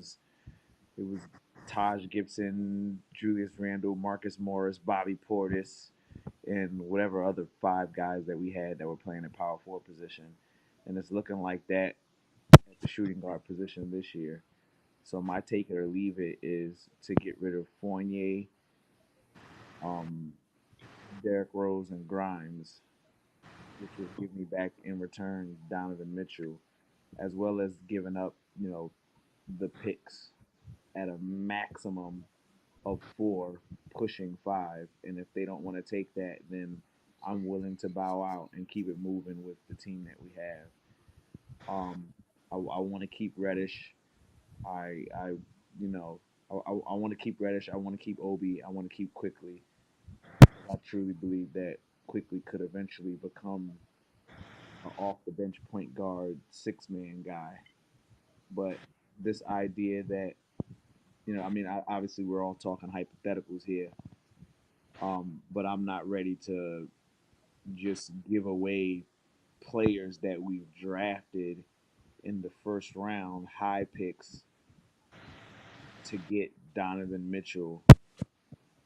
I get Donovan Mitchell is a great player, awesome player, but I'm a homegrown, homegrown drafty kind of guy. I guess I live in that level of area. Um, and I think RJ's best skill set, where he can legitimately, dominate, is gonna be at that 2 guard position. So I get it. He can play the 3. He's well versed at the 3. Um, but the competition at the 3 kind of changes a little bit. So I don't know. I'm torn by it, but either way, I'm cool with it. But I don't want to see Reddish go. I don't want to see Obi go, and I don't want to see Quickly go. So there's that. So you want to be a perennial lottery team? I don't think that garnishes a perennial lottery team. But then Yeah, again, that's exactly what that is, bro. I guess. You know how I know? Because with those players, we finished in the lottery. Well, we didn't have a point guard either, so there's that. Okay, okay, okay. We didn't have. Well, let me rephrase that. Well, no, I'm not going to rephrase that. We didn't have a point guard. Okay. No need to rephrase any of that. We didn't have a point guard, and then the guy that we had that was skilled as a point guard, who's been playing point guard his whole life, was legitimately injured damn near the entire season. So no, we didn't have a point guard. So I think everything changes with a point guard. Everything changes with a point guard. So were we a lottery team? Yes. Were we supposed to be a lottery team? Would we have been a lottery team garnering that we were healthy? No. The expectation was to come back and substitute Reggie Bullock's defense for Evan Fournier's offense, giving us a legitimate 10 more points a game and a higher 3-point percentage. And while we did get the higher 3-point percentage, the defense didn't translate. The overall scoring didn't translate because we didn't have the point guard who should have been designed to push the ball up the floor and control pace and all that. We had a small forward playing point guard, for God's sakes.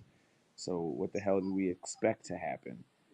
We expect to, yeah, maybe we have a little bit better ball control, but that little bit better ball control means absolutely nothing when you're wasting 22 seconds off the shot clock every damn play.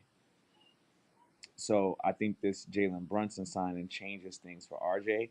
It definitely changes things for Julius because as you've noted earlier, Julius Randle's never played with a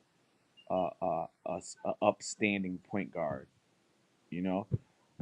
So I'm willing to see R.J. Barrett take his throne as the premier two guard in the East, next to behind a Jason Tatum and really and behind not Jimmy Butler. What's this dude's name in Chicago now? Yeah, I mentioned him earlier. Zach LaVine, Zach LaVine. Um, Behind Jalen these Brown. players, well, not so much Jalen Brown because I think that dude's a totally different animal. But um, he's still RJ Barrett is still garnering some type of respect amongst players, not so much amongst the media. I don't care about that, but amongst players, and I'm willing to see him do that if it means that I can get rid of Derrick Rose, Evan Fournier, and Grimes to clear up the glut at the two, and only bring in one two guard and Donovan Mitchell. And I'd be cool bringing in Donovan Mitchell if it means that Cam Reddish is indeed going to be the three that's going to come off the bench and be a part of the long-term plan of the Knicks' bench. I'm willing to see all of that happen, but if it means to leverage the future and get rid of Obi Toppin quickly and Grimes, or Obi Toppin or quickly, like I don't want no parts of it. So, like I said, I know I sound a bit crazy when it comes to dealing with this whole Donovan Mitchell trade that I don't even care about at this point anymore. But Obi Toppin quickly stays, take it or leave it. And if you don't want to take it, then I'm cool with leaving it. Evergreen, I don't think you're crazy. I mean, I don't think you're crazy from the standpoint of I'm also a believer in take it or leave it, or at least playing a little hardball. I don't think there's anything wrong with that. And I think our fans, a lot of our fans, don't value IQ and Obi enough as they should. In my opinion, I think they have more value. In my opinion, maybe I'm overvaluing, but I think some of our fans hate on those two players. I've gotten that sense on Twitter. I've done some scientific data to show that. I just can't do it right now because I'm watching the show from my bedroom. But I'm just saying, you're not crazy. But I still think Donovan Mitchell is a special player. If you can get the deal done without mortgaging all of it, I think I'd be interested. But I hear you. I'd I rather personally, have yeah. I'd rather have Donovan Mitchell and Cam Reddish over Obi and IQ, because I know that Donovan and Cam Reddish in that Knicks team will get me further in the playoffs than Obi and IQ. And that's just my take on it. That's why I would want to do the trade. Okay. I mean, yeah. I mean, I guess I don't know. I think there's something special with familiarity and the fact that RJ and Cam have shown some basketball success together. I don't want to take that for granted at all. I think Evergreen, I'll just be mad if Obi's still on the roster next year. And let's say we don't trade for Donovan Mitchell, they don't do the deal. I'm not going to be happy if Obi, and as much as I'm hyping up Randall as having this big year, I'm not going to be happy if Obi Toppin's not playing with Julius Randle at times and is only playing 11 minutes a night. That's not going to make me happy. Yeah, I mean, I'll say this because last year I had made the comment, and I still stand by this too, that I thought that Obi Toppin's play would have been the most important of last season because I think the Julius Randle's All-Star season was very special, but I think his late game efficiency tended to change a bit, and I think that if Obi Toppin would have gotten more minutes, we might have been able to see Julius Randle's efficiency be a little bit better. But obviously, Tom Thibodeau thought otherwise. So I believe that this, last season should have been the year that Obi Toppin. He was the only one that I was really wanting to get more minutes than 17. I was thinking like more like 22, 23 minutes a game. You know, not necessarily saying like a direct split between him and Julius Randle, but at least having him give Julius Randle some legitimate break time so that Julius Randle can ball out and do what he needs to do in, you know, the end of the fourth quarter, last 5 minutes or so. But we didn't see that. So I mean, I'm cool if we can take Julius Randle's minutes and ask for him to have more output in the time that he's playing. You know, more defensive hustle. Not to say that he's a bad defender, but if we could if we could know that, okay, Julius Randle is not going to be reserving himself so that because he knows he's going to get 37 minutes a game, so he's not hustling hard on key plays, and because he knows that he's going to have to close this game out, even though he's not a good closer.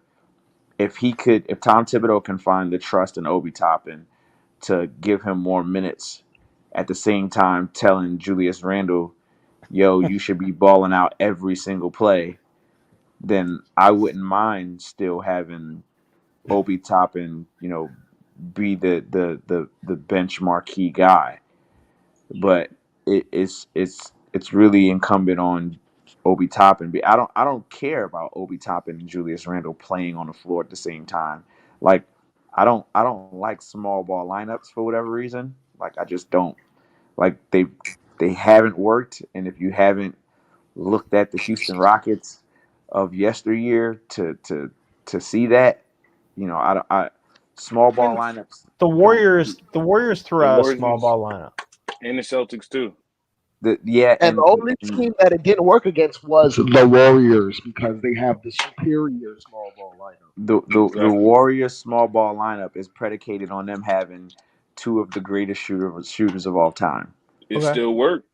But we don't have two of the greatest anything of all anything. Yeah, we don't have. Tough. Fair. You know, But you're talking about 50-win teams though. Like that's what you're talking about. The ones that failed were still 50-win teams. Yeah, sure. 60-win teams. Yeah. And that's my point. Like I'm not ready to even experiment with that idea, even with us being a lottery pick team. Like Evergreen, I'm sorry. So, I mean, I gotta run, but I gotta pass out. But I'm gonna watch the show from keep watching. But you guys are the man. Evergreen, keep going. I love you, man. Peace. You know, small ball lineups, like, and it sucks that we have to always compare. It's like we always compare everything to the conundrums, right? Like we compare this idea of building around a player to the conundrum of LeBron James, even though that's not how GMs think. We compare the idea that the NBA has switched to a 3-point league to the conundrum of the Golden State Warriors. We we compare the small ball lineup to the Golden State Warriors. You know, and it's unfortunate that we keep doing that and that the league has shifted because of these anomalies that keep happening. So overall, these 3-point shooting teams, if you're looking at numbers, it looks like bad basketball. So I don't put any value into the small ball lineup because the teams of late that have shown some success overall in their play have been great with long, lanky guys, and the teams that have won consistently have been these perennial super shooter teams in Golden State. But even if you look at the Cleveland Cavs of a few years ago, they had length, right? And they had a superstar in Kyrie and a superstar in LeBron and a former But All-Star in Kevin I'm out. Love. And Can I you know, can I interject real quick though? absolutely. You're talking about teams that don't have a traditional back to the basket. The team you just mentioned didn't even have a 7-footer on the court. They had Tristan Thompson switching out on pick and rolls against guards. Like the idea that you're talking about small ball.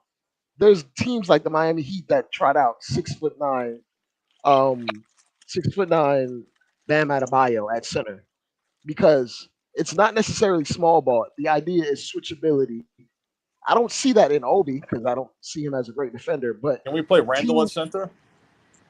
Randall has played center to varying degrees of success on other teams. He's a 4, but he can play minutes at the center.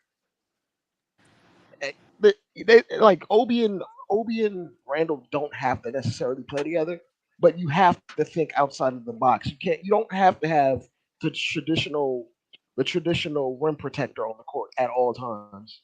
It's I just think not how Obi the and game is played Hardenstein would anymore. be better together. Really. It's just really not how the game is. The game is together. The game is now. Like what's his name? Robert Williams. He's not 7 feet tall. He's No. 6'9" Right. and switchable. So the idea that the teams that you're talking about, they have principles of small ball. It's just that it's presented in a way that's a little bit abstract or not direct with a small forward at center. But these guys are extremely rangy, extremely switchy, with the ability to guard 1 through 5. It's not as simple as you try to make it seem as, oh, these guys have 7 footers in the paint and that's it. No, switching, being able to guard more than your position alone is what's needed in today's NBA beyond the Well, I offensive mean, side. I agree. I agree completely to that. When I look at the team, the makeup of a team, I look at it and I say I would like for my sender to be able to play power forward in spot minutes. My power forward to be able to switch out on small forwards and potentially keep up with small forwards. My 2 guard to be able to, dominate against smaller 2s, but keep up with 3s. And the only guy that I care about being a true position player is really my point guard. But in regards to small ball, as far as consistency and winning, what's predicated on the small ball is yes, switchability, but the offensive end is being able to shoot and score every single time, right? Because when you go to small ball, the other team is still keeping that same length and that same defensive size and strength. And it's forcing you to take bad shots. And this is why Golden State of last year and all the previous years that they've won outside of, the KD or the previous years that they showed success, when they did play small ball, it was suitable because they were shooting extremely well. And that's just not the way the NBA as a whole has shown success. You look at Golden State's percentages on their shooting in comparison to the worst team, and the drop off is so significant. The shooting percentages are so bad, and it looks like horrible basketball. So I'm cool with the traditional style of basketball, or at least the Okay, traditional types of lineups of basketball. But I this understand. idea that every team can be built, every single team is going to be built like the Golden State Warriors is just, oh yeah, Golden State won through small ball. It's like, yeah, but like I You see the said, Golden talent. State has, yeah, they have the superior talent, and Yeah. then they kept developing said superior talent even when their superstars were both injured. They gave their bench mob the opportunity to learn and grow on the fray for an entire season. We haven't had an opportunity to do anything like that because the first all-star that we've had on this team in the last 10 years or so was Julius Randle. Before that, it was KP, who I hate saying those 2 letters together, and after that he turned into a diva. Before that was Carmelo Anthony, and before that was who? So not to bring up the past, but at some point in time we gotta legitimately hunker down and say, how can we build the right basketball team and going small ball because Golden State went small ball and saying that I want to play. Like, I don't believe the Knicks should play small ball exclusively at any point with this roster at all. Like, we don't have that type of talent. Well, my thing is we need to actually just mix it up and throw it out there here and there for particular matchups where we can Yep. exploit our athleticism. And, Situational and, basketball. and yeah, and we don't do that. Not with this coach, which almost leads all the way back to Freeze's initial point to this whole thing was Can I it's address Evergreen's the right point though? coach. kind of bleeds all the way back to that.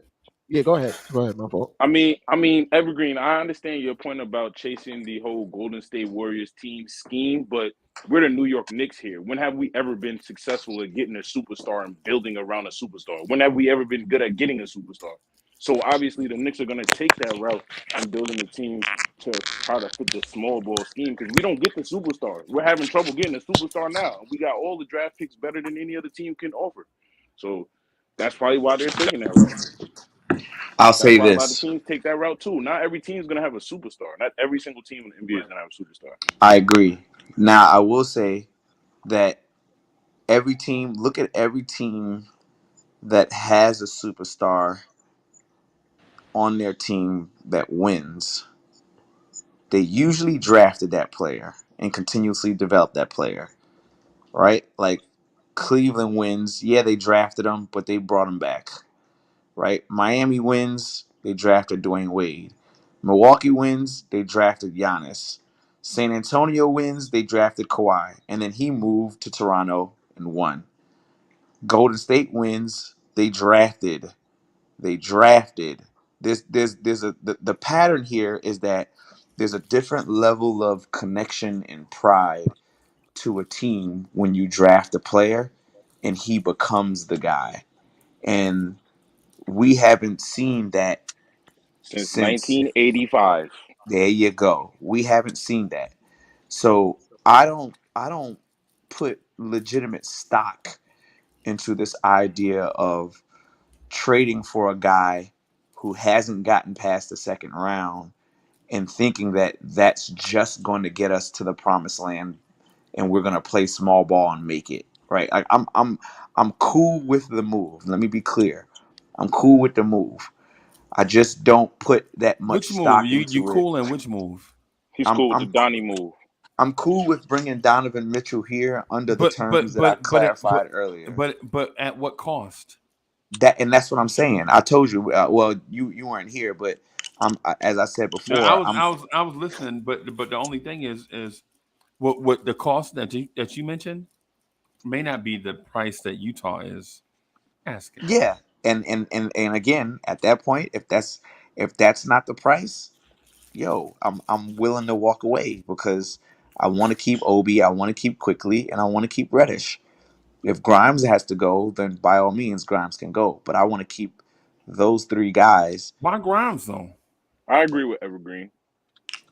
Why Grimes? Yeah, why Because would you part with Grimes? if here's the deal. If you're looking at expendability, I think Grimes is who I'm willing to get rid of. Just because I'm not that really connected to him.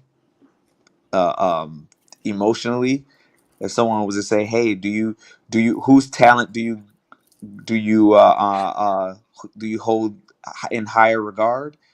Is it Emmanuel Quickly or Quentin Grimes?" I'm gonna tell you Quickly. Um, and it's for no reason. It's not for one thing or another, but I look at Grimes and say Grimes is just a two. He's not a three. He can't play though. I don't think he can play those two different positions and give me what I need. But I think Quickly is a two who can play the one when I need it. So Okay. I don't put that much stock and value in Quentin Grimes, and I'm willing to let him go. I think that Cam Reddish can play the three, spot minutes at the four. I think RJ can play the two and play the three, obviously. Quickly can play the one and the two. So it's like I value those guys in their what we call quote unquote switchability on both offense and defense a lot more. So I'm willing to let Grimes go, and those are my terms. And I don't want Fournier here because I think the contract is a little outrageous. So you clear the glut up right away if you can move them. But again, I understand it might seem outrageous because of the asking price, the initial asking price. But I think comparable, it makes the money right. They get And a player that they want, and they get all of this plethora of picks. I think that's a fair, compensatable deal. okay, But Evergreen. I'm gonna push back on this. Um, you mentioned Kawhi, right? And how he went to the Raptors, and how they had a face of the franchise on that team, and they traded that said face of franchise, DeMar DeRozan, for Kawhi, right? mhm, mhm. Right. What's to say you can't still have remnants of a team that you drafted while also targeting a star player? Because they still had Siakam, they still had Fred VanVleet. They developed Kyle Lowry. To be absolutely honest, they developed Kyle Lowry over there. Like Yep. they still had a core that they built, and they traded some of their older core, which was DeMar DeRozan, for the superstar. You can do both. It has been done. Like All you right. don't have to mortgage everything, but some of these guys, to be absolutely honest, you can't keep them all, man. You can't keep them I, all if you're I, trying to compete at the highest level. Because unless we draft a superstar, which I don't see us drafting at any point, Donovan Mitchell answers more questions than he proposes questions for this team. You I'll put in say Donovan this. Mitchell on the court, he's penciled in for 20 plus, regardless of what's going on. I'll say He's this. penciled in. He answers more questions than gives his questions. Sure, So sure.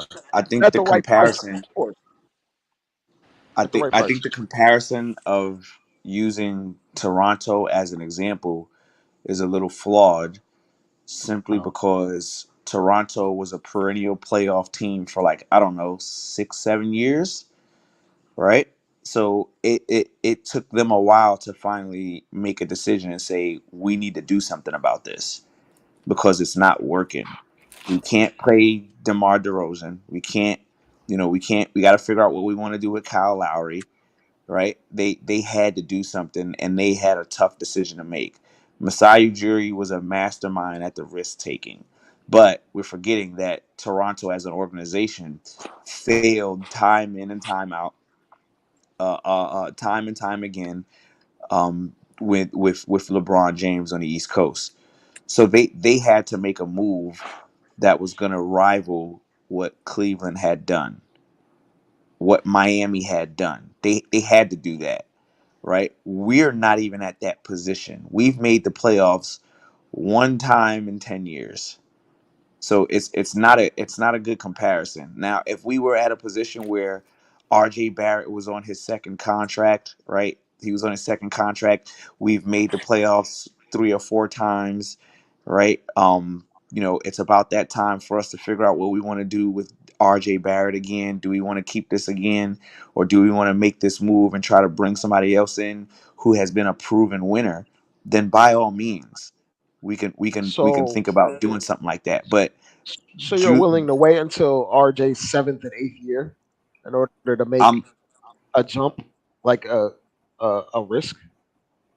well, It's a lot of time, yeah, man. because we don't what I'm saying is what I'm saying is we don't even know what Donovan Mitchell is. We And don't what I know mean by that is what OB no, hear and, me, and hear me. IQ are, What I though. right. And what I mean by that is Donovan Mitchell he's played with the same team for his entire career. Yeah. He hasn't done, other than score a lot of buckets, he hasn't done anything. Has he played And with a wing as good as RJ or Brunson? no, absolutely not. Okay. And that's what I'm saying. Like that's why I say I'm willing to bring him here, but I would At your much at rather. your at your cost, like at your term on your Yeah, terms. Okay. yeah. That's fair. If we can get him, yeah, if we can get RJ Barrett here by moving Evan Fournier, Derrick Rose, Grimes and the 4 or 5 picks. Evergreen. RJ Barrett is already here. Oh, excuse me. If we can move Derrick Rose, Evan Fournier, and Grimes to bring in Donovan Mitchell and also giving up 4, 5 picks max, then I'm all about it. Let's do it. But unfortunately, that's not even close to what the original asking price is. And we don't even know legitimately what our players are. And quite frankly, we don't even know what Donovan Mitchell is. If we want to be real about it, outside of the hyperbole ideas that Donovan Mitchell is just going to get you, somehow he's going to get you an extra 20 points, right? Extra, as if the possessions per If game, that was possible, yeah. right? Like that's not legitimate. So all I'm saying is that I'm willing to let that deal walk if it's not on those terms. And I don't want to get rid of quickly Obi and Cam Reddish, any of those guys, to make it happen. I'd be more willing to give up one of those three. More so Cam than any of the others. If it was at the 99 yard and 1 inch to go, and Cam was it, I'm punting Cam in that deal. I'm driving Cam to Salt Lake City myself. If that's what it is, if that's the deal breaker in it, to be absolutely honest. And I don't even think they have particularly high interest in Cam because he has to get paid as well. So Well, he there's doesn't that. have to get paid. He doesn't. I mean, I get it. He's a number 7 pick, but he doesn't command I, a high yeah, contract past $12 million. Like he doesn't. but Ainge has to He be can make convinced that he's a core part of their future, and he may not want to make that decision so quickly. He may want to let it sizzle a little bit, which is why IQ and Obi are higher on his priority because they have more years on their rookie deal. right. It's a I decision mean, he can push off further. You know, he gets Cam now. It's like, do I have to give Cam $14-15 million a year, or do I let him go? And then if he lets him go, it makes his return look even worse on the deal.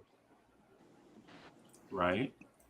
So you have to give to get. Nothing is. I mean, yeah, like, and I'm like giving you Grimes. I'm giving you Grimes. That's That's what fair. I'm trying to say. Like I know it sounds like I'm You just unwavering want in to this win the concept for a deal trade. outright. Yeah.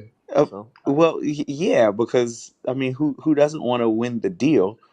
I mean, but it's all about The compromises I at feel some like point we for in a these win-win guys, already. though. To be honest, we win regardless, even if we make the deal or not. Because if we don't make the deal, we still got our youth, and if we do make the deal, we got the superstar we want. So we kind of in a right, win-win. right, and that's yeah, Great we points, on the bro. same page. We I think whatever, like, Donovan Mitchell trade is an icing on a cake. Like, I truth be think told, that's the reason why this deal is getting held up, because the Jazz understand that the Knicks are in a win-win situation regardless. right, Like, that's really what it is. And Danny and Ainge is trying to cuff the Knicks and fleece them as much as he can. That's really what it is, because they know inevitably the Knicks are in a win-win in a deal, regardless of what happens. bro, I swear, if the Knicks get fleeced, you know how hot it was today. Who's wearing fleeces? It was The only 102 way, degrees I'm in telling South Jersey today, I right? feel like If we get, if go ahead, my fault. if I mean, I'm just saying, like, there's absolutely no reason that the Knicks should get fleeced, right? And if Miami wants to include a 12-team deal, then God damn it, let them take it. I don't care at this point, you know. And it's a dead horse being beat, but it's just a matter of, like, being smart as an organization and I don't think they're knowing. gonna get bamboozled though. I don't think they will this If time. if we were gonna get fleeced, it would have happened already. Yeah, Just that's what Yeah, I'm saying. That's why I don't think it was. But like I told Freezy earlier, every day this goes by and by longer, I get the Kyrie and Kevin Durant vibe. I'm telling you, like, Right. telling you. what do you meaning mean by what? that? What do you mean by that? I just feel like the deal is not gonna get done because both of the parties are not meeting at the same thing. No, It would well, just obviously, they've not like.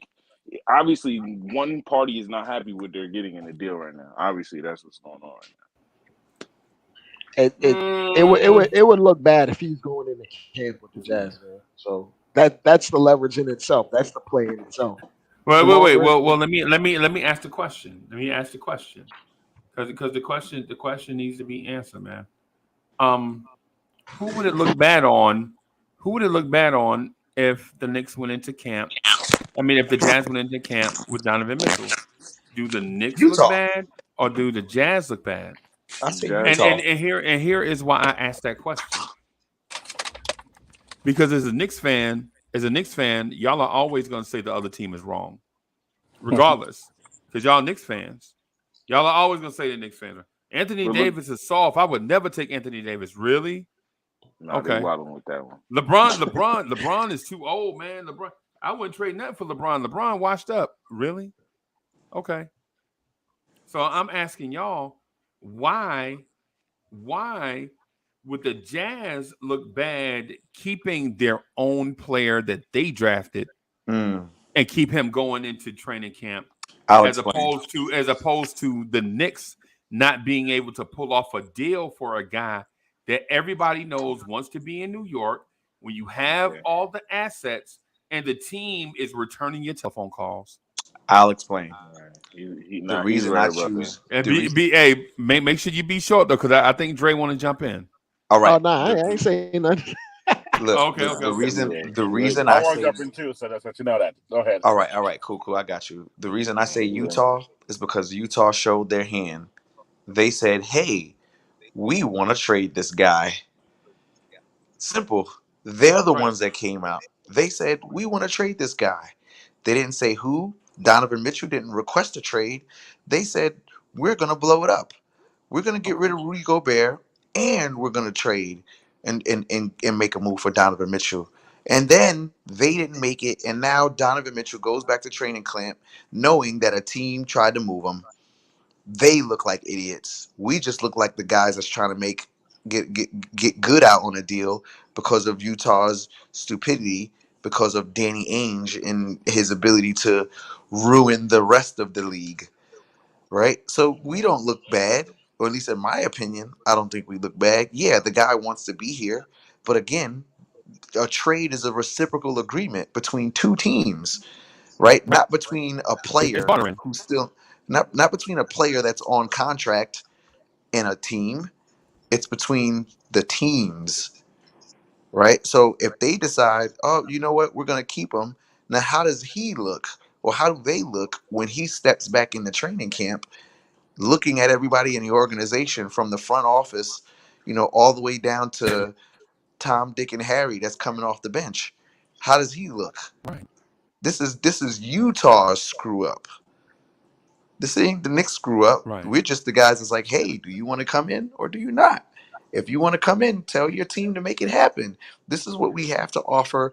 Let's make it happen. And Utah's like, oh, nope, because they know that the only team that they could have traded Donovan Mitchell for would have been the Knicks, except for Minnesota being idiots in accepting that stupid deal for a center when they already had one. So Utah's the jerk side of this whole thing. Nobody but Utah. I understand where you coming from. Right. I'm gonna say that neither team looks bad if neither does not go through, because right now, what Danny Ainge saw was a seller's market. If you have the asset to sell, and you see someone where the seller's market has a price way overpriced, and you go, wait a second, I can actually sell my house that I think is worth $500,000 for $750,000 right now. I'm gonna test the market and see if I can get a $750,000. If I can actually hold on to it without any real loss to my team, I'm gonna hold it. So I think it's not that Danny Ainge is not losing because he doesn't sell at the highest price he thought he could get. He tests the market. It does from a personnel perspective, from an interracial perspective. Maybe he and Donovan have some talking to do. But from overall business move, It's not a losing move. Now, on the Knicks side, the aspect of looking back at our history makes us not buying at a high price, also an intelligent move as well. So therefore, it's not going to look bad at us to not have closed the deal because we have to interpret the fact that the asking price is way too high. Now, my concern about even getting Donovan, I told you guys, I love Donovan. I don't really like Randall that much. I don't like RJ that much either. I always thought they're gifted, but not what we need. But I don't want RJ at the 3. And Donovan will guarantee RJ plays a 3. Fournier and Grimes does not necessarily force RJ to the 3. It's entirely possible Cam begins and Cam goes off and we do a freaking I said it. Brunson 1, RJ 2, Cam 3. Or someone else we get at the 3. But I think RJ will excel at the 2 more than he will be at the 3, which I think is a slight step back for us. Even if we get Mitchell, we're gonna get a star, an all-star, but we're gonna have our number one, our best draft pick in many years at a spot that he was not really built for. But right now, that's my opinion about the winners and losers on this deal. If it does not go through, it is a business move by both guys, and they made the best move for the organization from the business point of view. No loss. Yes, AJ is a little bit more issue challenging himself to work out Donovan Mitchell and him talking through, hey man, I saw a chance to make $1 million on a $500,000 product. That's why I went for it. I had to see what the market offered. Nothing's wrong with that. That's my take. Okay, and I like that. The only thing that gives me a little pushback on that is the simple fact that with that house analogy, your house is an object, right? Your house doesn't play for you. Your house doesn't, you know what I mean? Like your house doesn't, your house doesn't Right. make you look better. It's about whether you live better or not, right? And Right. Donovan Mitchell if Donovan Mitchell stays on that team, then he's essentially got control over everything that really happens as an organization with, this just what do you call what I like to call the court of public opinion, right? Um, True. and he has the ability to ruin that, That's assuming what you he get in a star-driven league, though. That's what you get in a star-driven league. It comes right. along with it. Right. So I don't. The only reason I don't like the like these, you don't look stupid for trying to put your house on the market and it doesn't, it doesn't appraise for what you think it does, and nobody's willing to buy it. Right. But you do look stupid for trying to sell your wife for another wife. Right. You right. Like that, and then nobody wants to buy your wife. And then you're like, all right, well, I guess I'll keep her, right? It's that I mean, your house is an inanimate object, but Donovan Mitchell is like a flesh and blood man who can dictate things for himself.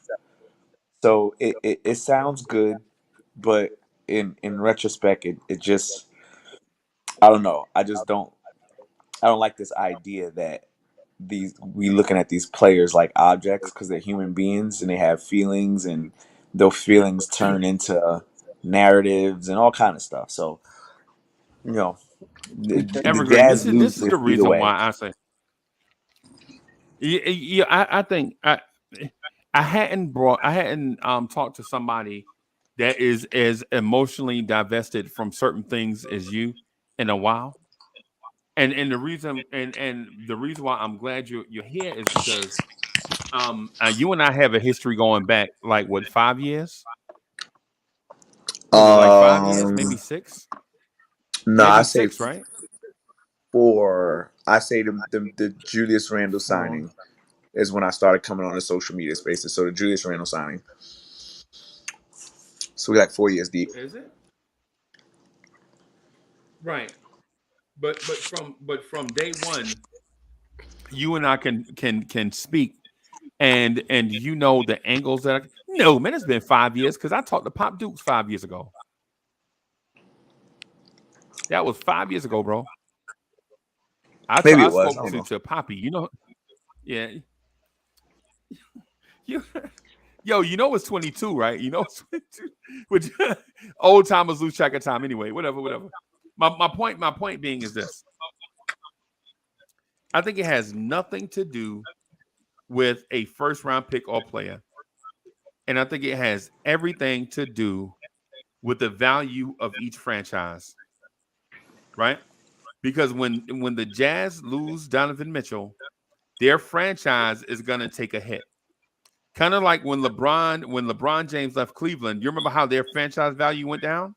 Immediately, right? Just the rumors. LeBron might not resign. And the value of the Cleveland Cavaliers kept going down and down until LeBron James announced that he left, and then it cratered. Remember that?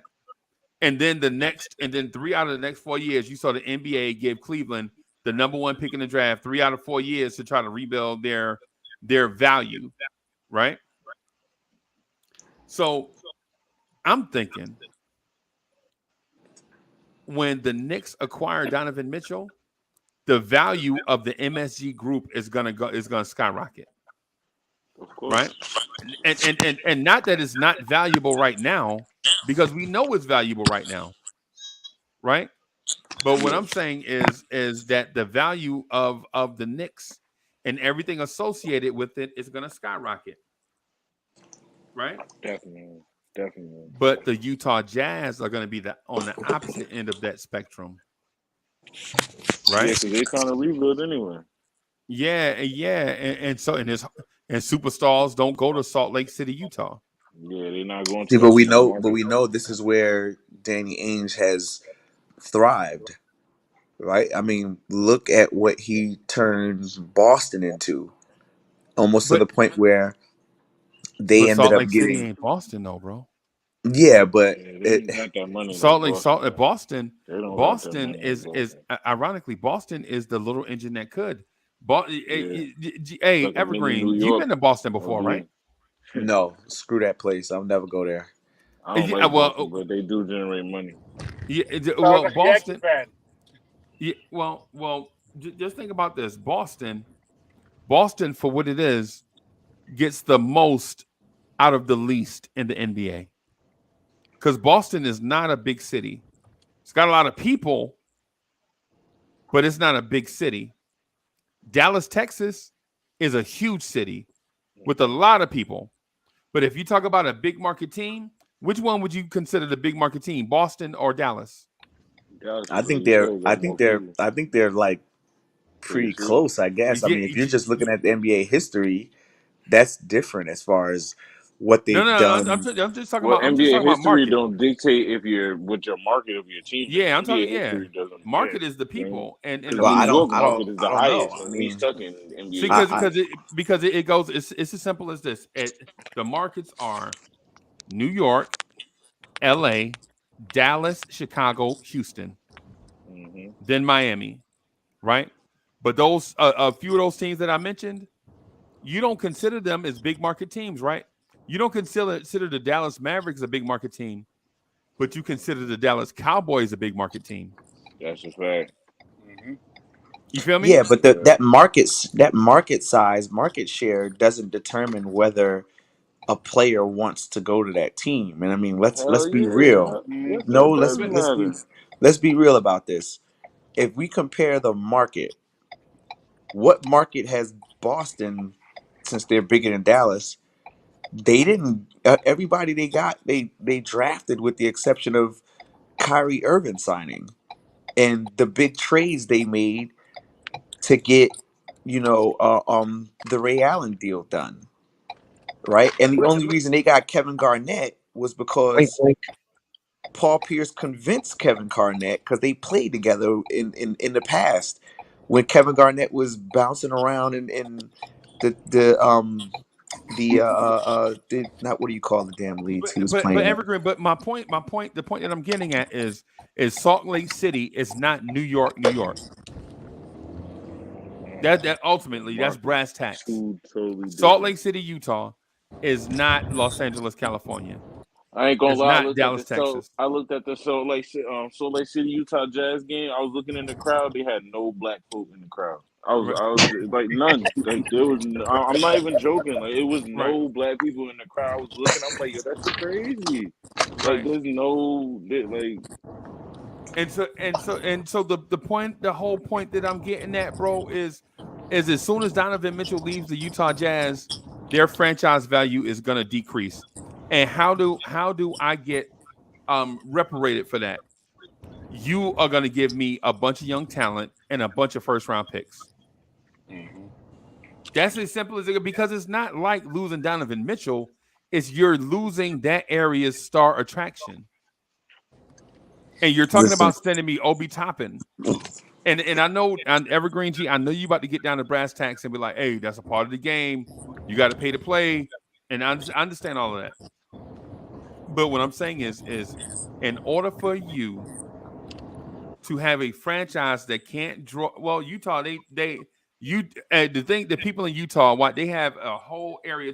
I think they have like such and such 1,000 square miles. They have a market all to themselves, like a Western Colorado, Utah, Wisconsin, all of that. Not Wisconsin. I'm sorry. They got a big area of the country to themselves where it's just Utah Jazz basketball, right? But so they have a huge TV deal. But just like what Greeny was saying, when we're talking about butts in seats, now what? They shouldn't have showed their hand. It goes back to that. You mean It goes back to doing that. you mean doing the Timberwolves deal first instead of doing the Donovan Mitchell deal first? Yes. I mentioned that too. I mean, you wasn't. I don't know if you were here for that one, but I mentioned that too. I got slammed. Yo, Evergreen. I said Danny Ainge should have did the Donovan Mitchell deal first, because the thing about it is we know a bird in the hand is worth two in the bush, right? Right. But you already get. But Minnesota is not wavering on that Rudy Gobert deal. They were going to do it regardless. So why not set the market for Donovan Mitchell where everybody can get involved, right? Do the Donovan Mitchell deal, and then a couple days later do the Rudy Gobert deal. And if you do it in that order, once you do it in that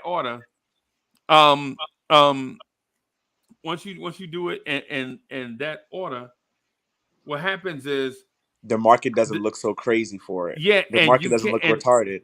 And the Knicks can't come to you and say, "Hey, listen, we're gonna take it or leave it because we know you rebuilding." But since you traded Gobert first, now we it know. looks like you rebuilding. Right, and I agree with you. Listen, when I didn't hear you say that, but as soon as that happened, I was saying to myself, yeah, they're definitely rebuilding, but they're not going to, there's no other team that's going to be able to pay if they decide to get rid of Donovan Mitchell. Ainge tried to save face, man. It was like, oh, we're definitely keeping Donovan Mitchell. Like, okay, man. Yeah, no, you're not. Like, if you were keeping Donovan trying to Mitchell, recoup his value, trying to keep his yeah, value. if your intention was to keep Donovan Mitchell, then it would have been a trade for like. We talking about the thing. He talking about the conversation that, bro, you gotta listen and pay attention to what we're saying. I never said that Minnesota wasn't taking that deal. I said the complete opposite. And I never blamed them for taking Minnesota's taking the deal regardless. Yeah, I said they were taking the deal regardless. What are you talking about? What tipped the hand that Minnesota was going to take the deal regardless? We're not saying that Minnesota is not win now, bro. We know they're win now. That's crazy. What are you talking about? So what tipped the hand? Nah, you good. What tipped the hand that Minnesota or that Danny Ainge was rebuilding was the fact that he didn't bring anybody comparable back in. Like, if you're gonna do a Rudy Gobert trade, you should have traded like Rudy Gobert and Jordan Clarkson for Cat or something like that. Like something else included in the deal to bring back a big to work with Donovan Mitchell. And then it looks like, oh yeah, with the Utah Jazz are making a move, right? They're making a move to try to make something better for Donovan Mitchell. But the fact that they just like gave away Rudy Gobert essentially, It's just like, Donovan Mitchell is not going to want to Sal, stay and be a part of this organization. Sal, So Sal. I'm sorry, everyone, but Sal, like the point he's trying to make is like we they could have charged whatever they wanted for Donovan Mitchell before the Gobert deal happened because right, Gobert was going to go out regardless. But when you lose the leverage of okay, we can't really bring him back for the next season because we're going full fledged tank. So now that are looking at it are like, okay, well, since you're going full fledged tank, why do we have to appease you as much? You need it just as much as we Right. do. And everybody in America at the time, except for Sal, everybody that saw the deal was like, everybody saw the deal. They were like, okay, Minnesota just obliterated the market. And so that's the reason why a Kevin Durant deal couldn't get done when Kevin Durant requested a trade, because Minnesota upset the market. Screwed all the way up. Everybody, that is the end. The entire industry recognizes that Minnesota um um um threw a turd in a punch bowl, right? And listen, and I'm not blaming them for doing it. I'm not blaming them for doing it, because ultimately, if you like a guy, go pay for him. Pay for him. We don't care. I don't care about what Minnesota want. But at the same time, you can't not acknowledge the fact that once the Rudy Gobert trade went through, no other teams made trades after that. nope. What other teams made Nobody wants to be trades Minnesota. after that? Nobody wants to Right. be Minnesota. Right. After the Gobert trade, what other team made trades? There were no major trades after that, even though Kyrie Irving requested a trade. Donovan Mitchell is available. Kevin Durant is available. So it's one of those things, man. Nah, man. I'm not gonna say that Minnesota didn't want their guy, and I don't understand their ultimate goal. That wasn't a part of the conversation. The part of our conversation is, if Utah had traded Donovan Mitchell first, all of these deals could have been over with, including Pat Beverly gone, Mike Conley gone, all these guys gone, and you wouldn't have this movement towards training camp. Yeah, because they still have Jordan Clarkson there, and they're trying to move him for a pick. Bogdanovich is still there. They're trying to move him. Like, they're trying to blow the whole thing up. And they just kind of ruined it for themselves. Because now Right. their actual big star piece is still stuck there, holding everything up. Listen, but the bottom line is, one of the greatest GMs in NBA history traded with the worst organization in NBA history, and now he has destroyed his reputation as such. Like, Right. he has Evergreen. You know destroyed his what, too? reputation. You know what, too? You know what the other thing is, too, that people don't talk about? And I want to get back to Knicks and Jazz, not Minnesota and Jazz, right? But the thing about the Jazz, the Minnesota guy, he used to work for Danny Ainge. So they had a relationship. I'm sorry, he used to work for Utah. The dude wanted Rudy Gobert. And so even if he did call Danny Ainge for Rudy Gobert, it doesn't eliminate the fact that Utah didn't have to do that deal on the spot. Utah could have waited. Evergreen, am I off? Am I too off base on this? No, dude. I agree 100%, and it's even if Utah would have said in the very beginning, like, hey, we want these 5-6 picks and these 3 players. If that deal goes down, even let's say the same type of deal goes down, and the Knicks were a part of that deal for Donovan Mitchell instead of Rudy Gobert, it doesn't look as bad, because Utah doesn't really, they're not really showing their hand in what their intent to do as far as blowing it up. But the fact that they showed the second part and saying, hey, now we want to try to move Donovan Mitchell, it's like, oh wow, we see what they're doing. And Danny, now that they just got Danny Ainge over there, right? Like, I can understand if Danny Ainge was there for 2 seasons, and then he decided, all right, let's move on from Donovan Mitchell. He gets there and he's like, Donovan Mitchell's gone. He moves there and he's like, it's I like to compare it to like the military, right? Like you get a new captain, a new company commander, he comes over and he's like, I'm not going to change anything. And then as soon as he gets there, like he wants to move the desk to the other side. He wants to move the picture frames over here. He wants to start holding formations at 5 o'clock in the morning. And It's an ego in this thing. case, he told you exactly what he was going to do the first hour that he was in there.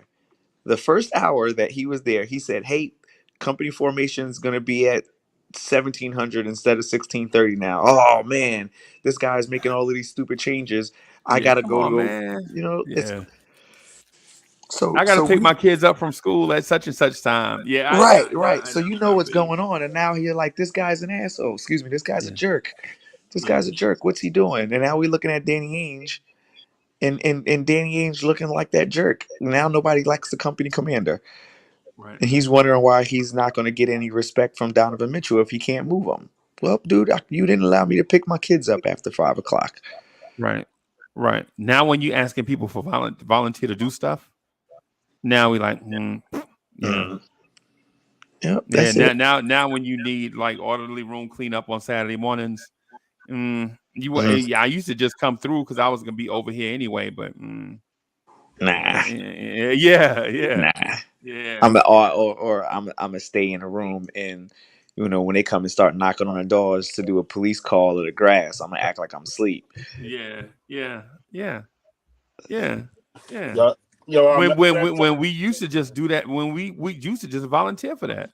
Yeah, I'll step outside. I ain't gonna do nothing but be standing at the smoke pit anyway. I'll come help out. Right, right, right. yo, Yeah, can I man. jumping on a Chuck D's proposal of trading Randall and RJ? Who? Chuck D. I mean, actually, who said that? No, it wasn't Chuck. Was it Chuck earlier? Oh, you talking about Chuck Allen? I don't know, Chuck Allen. Okay, Yeah. I heard Chuck. I thought it was Chuck D. I don't know why. All right, y'all. I'm gonna get up out of here. I gotta get to bed. All right, boss. Yeah. Peace, y'all. Peace. Yeah. Yo. Dang, Evergreen T getting out of here. Yeah, man. Yeah, man. But yeah.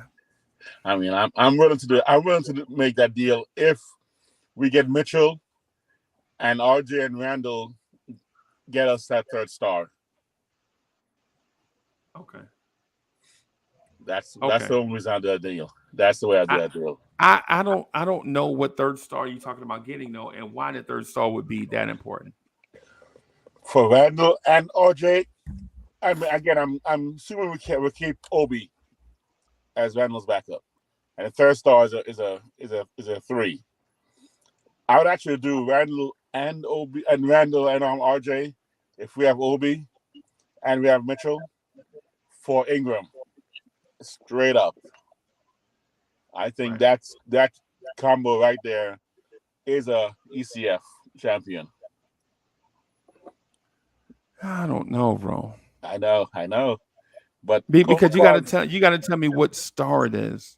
No, I'm saying Ingram. I'll take Ingram at the 3. No, I'm not trading RJ and no Randall for no Brandon Ingram, bro. I know it sounds crazy, but that fit though, I think, is because again, I don't think RJ. I thought you were talking about like Kevin Durant. You talking about just a random? You just don't like Randall. No, I was going to ask you that. No. I was going to ask you that earlier, Freeze. If we get Donovan Mitchell, do you think KD would want to come to New York?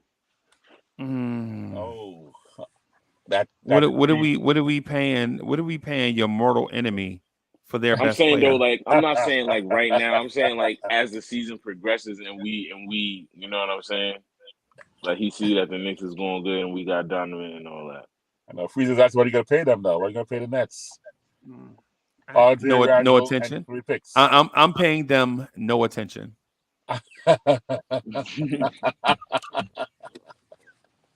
Yeah, nah, they would never trade him to us. They would never do that. They can't do that. They would never do that. They would look dumb. Yeah, and especially trading RJ and Julius over there. They would look dumb. Yeah, that's like kissing your sister. That'll be putting RJ and Julius in like punishment. What if your sister was Sofia Vergara? Yeah, brother. Wrong show, man. Wrong show. Anthony's a funny guy. Yeah. I'm joking, man. That's tough, but actually, but think about it. I mean, you tell me Brunson, Mitchell, and KD. Man. Oh man. And you got Obi and Mitch. That could feasibly be possible if you made all those moves. Wow. Oh my goodness. That's a tough. We're That's a tough. already struggling to keep Obi out of the Mitchell True. deal. How would we how would he survive both of those for, No, we're for talking a about. legit superstar and a very good star? Okay, so right now the deal, whatever on the table, if they can take it. If Let's they say take let's Fournier, say the Knicks next season get almost get to the second round and almost get to the Eastern Conference, and then KD come out and say he want to come to the Knicks. which he probably would if we look like we can win the chip for him. That's the only reason why he would come. He's looking for that chip, right? I mean, you're telling me RJ and Randall don't carry enough clout, especially if they ball out somewhat. With three Well, if other, we get to the second round, almost Eastern Conference Final, they definitely balling. right? They definitely Exactly. balling. So right now, I would give up Fournier. I mean, I don't want to give up Cam, but Fournier, Cameron Grimes, with 5 first rounders. If Ainge signs that deal, we still got so many. Bro. Are you saying protect? Are you saying protect the baby, Sarge? No. I'm saying that deal is to leave a room to make a deal for KD or somebody else like that. If PG, if Kyrie, if Who else? Kawhi. Like Freezy said, if you looking for another star, who is that star you're gonna look for? Because it ain't too many wings you're gonna try to go out there and get, unless a couple developing in the next year or this season coming up. The Clippers gonna implode again. Clippers are gonna implode again. Oh yeah, Clippers is gonna be dirty. Yeah, I don't know. The Clippers are gonna be nice.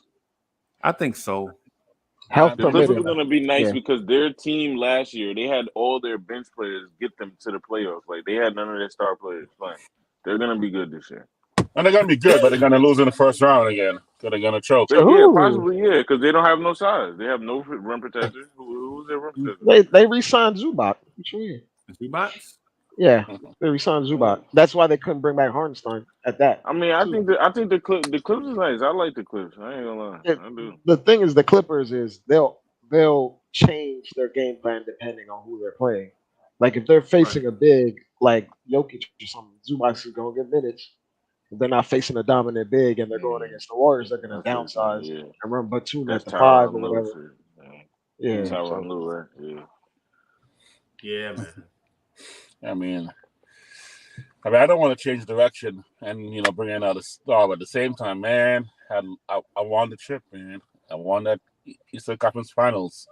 I mean, again, I was watching highlights of Starks, Patrick, and I'm like, oh man, those are some good days. Those are some good days. We were close. Yeah. Hey, so why were those days good? Were those days good because of the style of play? You know what? It was, or was it because you had a franchise generational talent? That's a great question.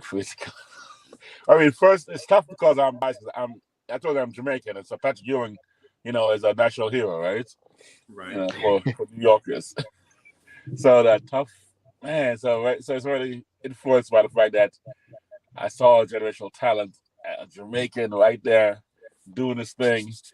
But man, no, style of play, man. The style of play was beautiful. I loved the way they played the game. You know what? I asked another blorangetears family member the same question. He's like, man, I love the style of play back then.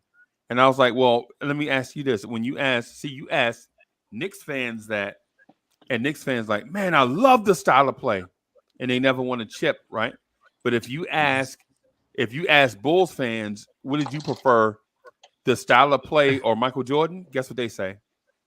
MJ. And when you ask Lakers fans, what did they prefer, Magic Johnson or Showtime? They say Magic Johnson. Magic. But when you ask Knicks, they like, nah, screw Pat. I like the style of play.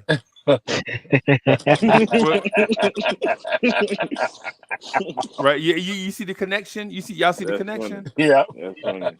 So the dudes that won championships, people embrace the champion and all the good vibes from that. You ask a Knicks fan, they like Nope. trade We like the game. Randall and RJ for Brandon Ingram.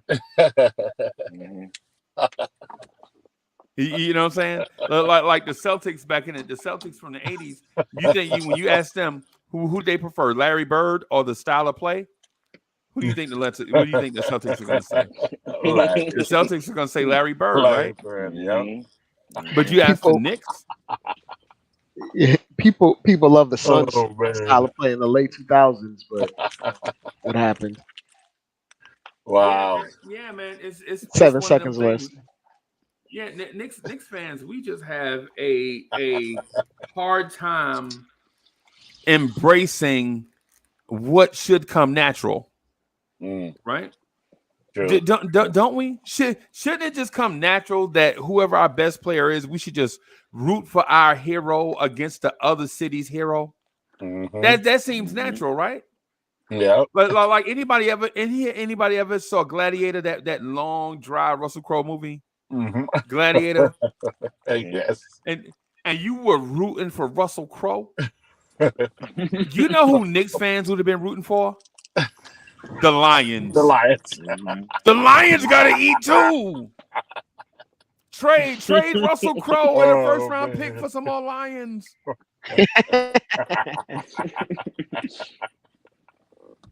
Oh, that's cold. Yeah, man. No, but think about it though. Think about it though. It's hard. You just said it though. When I asked you that, and you said the style of play, right? Ultimately, what was that style of play though? Man, it was gritty. It was New Yorker. It was a New York style where these guys were just gritty, hardcore. They fought, man. They're clawing with their fingernails to just get one extra point, one little edge. I mean, it's just that raw energy, man. I mean, again, I look at the players that we had, Patrick included, but Starks, Mason and those guys were just guys who were like, man, these guys will fight to the death to try to get that one little moment of life. So that was such a it was just so raw in a certain sense. Not even looking from a basketball point of view, it's from the energy, from that fighting mentality. I didn't think, strong defense, triangle, etc. You thought these guys were gonna. Actually, I just saw a picture of Rodman diving, full horizontal, go for the ball. I think that was every New York Knick.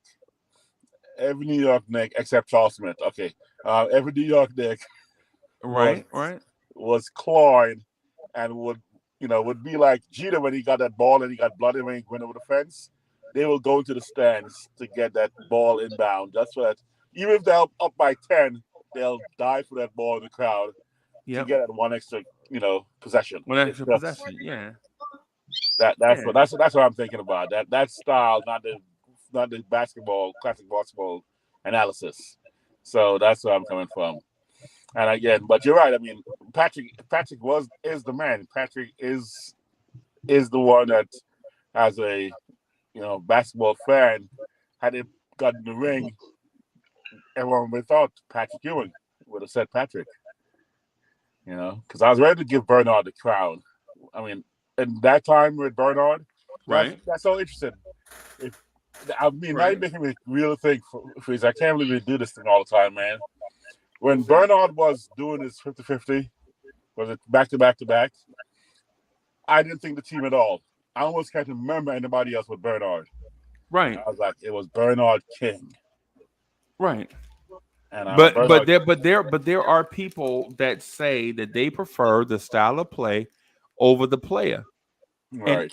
And only Knicks fans and Knicks universe, like for instance, there are, and I'm talking about New Yorkers, right? Yep. Right. When you ask New Yorkers about the Yankees, you say, "Hey, man, do you prefer the Yankees style of play?" And I'm talking about the championship Yankees. Right. Did you prefer the Yankees style of play, or did you enjoy the players? Yankees fans are like, man, it's the Yankees, bro. It's the pinstripes. It's the logo. It's the Steinbrenners, right? The core four. Right. They say stuff like that, right? And then they say, well, what were the pinstripes doing from 84 to 91? What were they doing then? They were still the pinstripes, the logo, the Steinbrenners. They were still all of that, but they were finishing in 4th place in the East. Mm-hmm. Right? I asked a Giants fan the same question. Did you enjoy the New York Football Giants, or did you enjoy their style of play? Right? And they were like, man, it was the big blue wrecking crew, man. The defense, man, we was tough. And all of a sudden, really. So what happened? What happened when Lawrence Taylor and Harry Carson, Pepper Johnson them left? No. When y'all quarterback was Dave Brown, y'all was the big blue wrecking crew. Y'all was still that, except y'all was getting y'all teeth kicked in, right? Like what is the Giants right now? Think about this. What are the Giants right now? They still the big blue wrecking crew. Such and such. They definitely don't got no defense, so I don't know what he's talking about. Right. That's what I'm saying. What I'm getting at is New Yorkers, man. And this is all of us, man. We should start appreciating the players and the personnel because ultimately, because New Yorkers be like, it's about the name on the front of the jersey, not on the back, right? But what do Jets fans say to that? What has the Jets done for people that root for the name on the front of the jersey? Nothing. Right, nothing. And I'm not saying put the player over the organization, because I value organization and stuff and togetherness and camaraderie and all that stuff over an individual, right? Y'all know, and I don't have to tell y'all that. It's because that's why I rock up here with a bunch of people and not by myself, right? Ultimately, I could hit the live button and rock by myself, but I don't, and I don't want to do that. I value others and what they bring to. I think people are smart, and I think people are talented, bro. And given a chance, you can give people. Give somebody the opportunity to showcase their talents, right? Mm-hmm. And so what I'm getting at is, why not do it with the guys that we get? Why do we always have to boo somebody? Why we gotta boo Melo, bro? Why we gotta boo Pat Ewing? You remember in 98, like 97, 98, 99, you remember how bad they was booing Pat Ewing? Sarge, you remember that? Oh man, absolutely. You remember we want a young center. Why can't we have a Shaq? Remember that? Right. We want a Shaquille Real. How they saying that to you? That's crazy. Yeah, man. Yeah, man. Knicks fans is always toxic, man. Oh, forever. The papers are terrible to Pat. Yeah, man. Why we gotta boo Melo his last? Why we gotta boo a 33-year-old, 34-year-old Melo, bro? Come on, man. I think our fans are terrible. We do that to everybody. Like, it don't matter who come here. We always want to do that. Yeah. When I'm getting at, I asked Sarge, and listen, Sarge is a Marine. He tough. Well, I can ask him a tough question and he'll answer it. He ain't scared. He ain't afraid. Right? I asked Sarge, which did you prefer, the style of play from that era of Knicks, or you prefer Pat Ewing? And Sarge summed it up, just like a bunch of people from the tri-state area. I preferred the style of play. Right? And then what was that style of play like without Patrick Ewing? Wow, that's what I'm saying. Like Patrick Ewing, he was there for that style of play. Was Patrick? You know what I'm saying? That's what I'm saying. That's what made him a generational talent. You have to. That's what made him a generational talent. So it's like, and Sarge, it go back to your thing about Bernard King. Bernard King was a generational talent, right? Right. What did you prefer, Bernard King or the style of play? A lot of people tell me I love those gritty New York teams.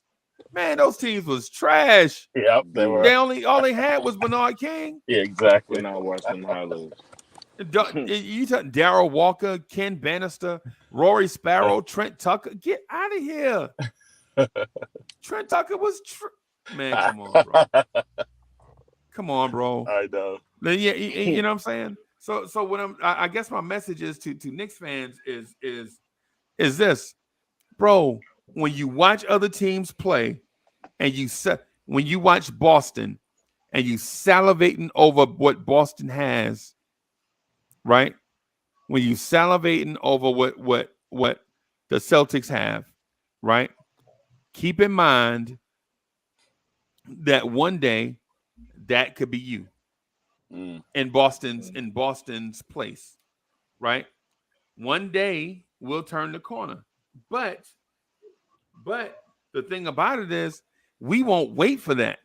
We like, are we there yet? No. Are we there yet? No. Are we there yet? No. Are we there yet? No. Are we there yet? No. We're like, come on, bro. You got to be patient. Yep. You think Boston just woke up one day and said, I want a Jason Tatum, and they just went and got him? No, Boston Jason went Tatum through is trades. That's from the Paul Pierce and the Kevin Garnett trade. That's how they got Jason Tatum. How long ago was that? You know what I'm saying? Right. And people forget Boston also drafted Gerald Green and Orion Green, right? And Tony Allen. Tony Allen blew out his knee. Yo, Greeny. So Tony Allen, like a dude, he fouled a dude, right? He fouled a dude, and the dude was going to the free throw line. And you remember how the referee bounced the ball, and the dude was like, "Ref, let me just feel it." The referee gave Tony Allen the ball to do it at the free throw line. Tony Allen jumped up, tried to dunk, got stuck on the rim, came down, and tore his ACL. Oh my! It was the most clown thing you ever saw in your life, right? The most. Right. People forget that Boston drafted Al Jefferson, Kendrick Perkins. Oh my God! You know what I'm saying? Kendrick Perkins was terrible. Oh my. Yeah. They drafted Jared Sullinger and Fab Melo like in this back to back. Fab Melo was bad. Fab Melo was bad. Did they draft Posey too, Freeze? Did they draft Posey also? I think that was Memphis. I think that was I could be wrong though. No, I know they had James Posey though. They had him for sure. Posey. I think that was because he was on the championship team. Hornets. Yeah. And so what I'm getting at is with Knicks fans is our mindset is one that we are definitely scarred, right? We feel like we should be in the same place as the Lakers and the Celtics because they did it the right way and we have all the resources to be just like them, but we just don't. And to be honest with you, the Lakers, I think, have 18 championships? The Celtics have 17? 17, yeah. Bro, we would have to win 15 straight championships in order to be just like them. Not happening. Yep, that's true. Again, that's why I'm okay with not getting Spider. I mean, the Celtics have one. Celtics have one title in the last 40 years, so it's not that easy, even for them. But they've been to the finals. They've been to the finals how many times? Twice since the late 80s. Since 85. No, they won in 86. So they won in 86. That's 36 years ago, right? But they've been to the finals twice during the Chauncey Billups era, right? I think they went to the finals. I'm sorry, not Chauncey Billups. The Rondo era, 08, and then they lost to the Lakers in 09, right? Yeah, and then they lost. And then they went. And then they just went to the finals this year, right? 3 years. Off the back of 2 players that were drafted top 3 that weren't picks of theirs initially. Because of those players that took them to the last championship. Right. So what I'm saying to Knicks fans is, bro, just keep in mind that what the building a championship contender is not easy, especially in the division we're in. We're the worst team in the division. Yep. Right. And so in order to be the best team in the division, we got to start getting better than teams. Right. Team number 1 is Toronto. before we can aspire to be better than New Jersey, Brooklyn. I'm sorry, Brooklyn. That's still New Jersey, man. Boston and Philadelphia. We got to get better than Toronto first. Yep, man. Right? That's definitely true. That's just for the division, man. Right. So we got a ways to go, bro. But we'll get there. Hey, y'all, I'm gonna get out of here. Y'all coming through for the Knicks morning drive? Oh yeah, man. Definitely. I'm Live and stuff tomorrow. gonna actually show up for the morning drive. Hey, I'm sorry. Hey, Greeny, I ain't hear you, bro. I said I'm off in the morning, so I'm definitely on. Hey, man. Hey, man. Definitely come through. I got a topic that I want to talk to you about, right? And I'll kind of let you in on it, right?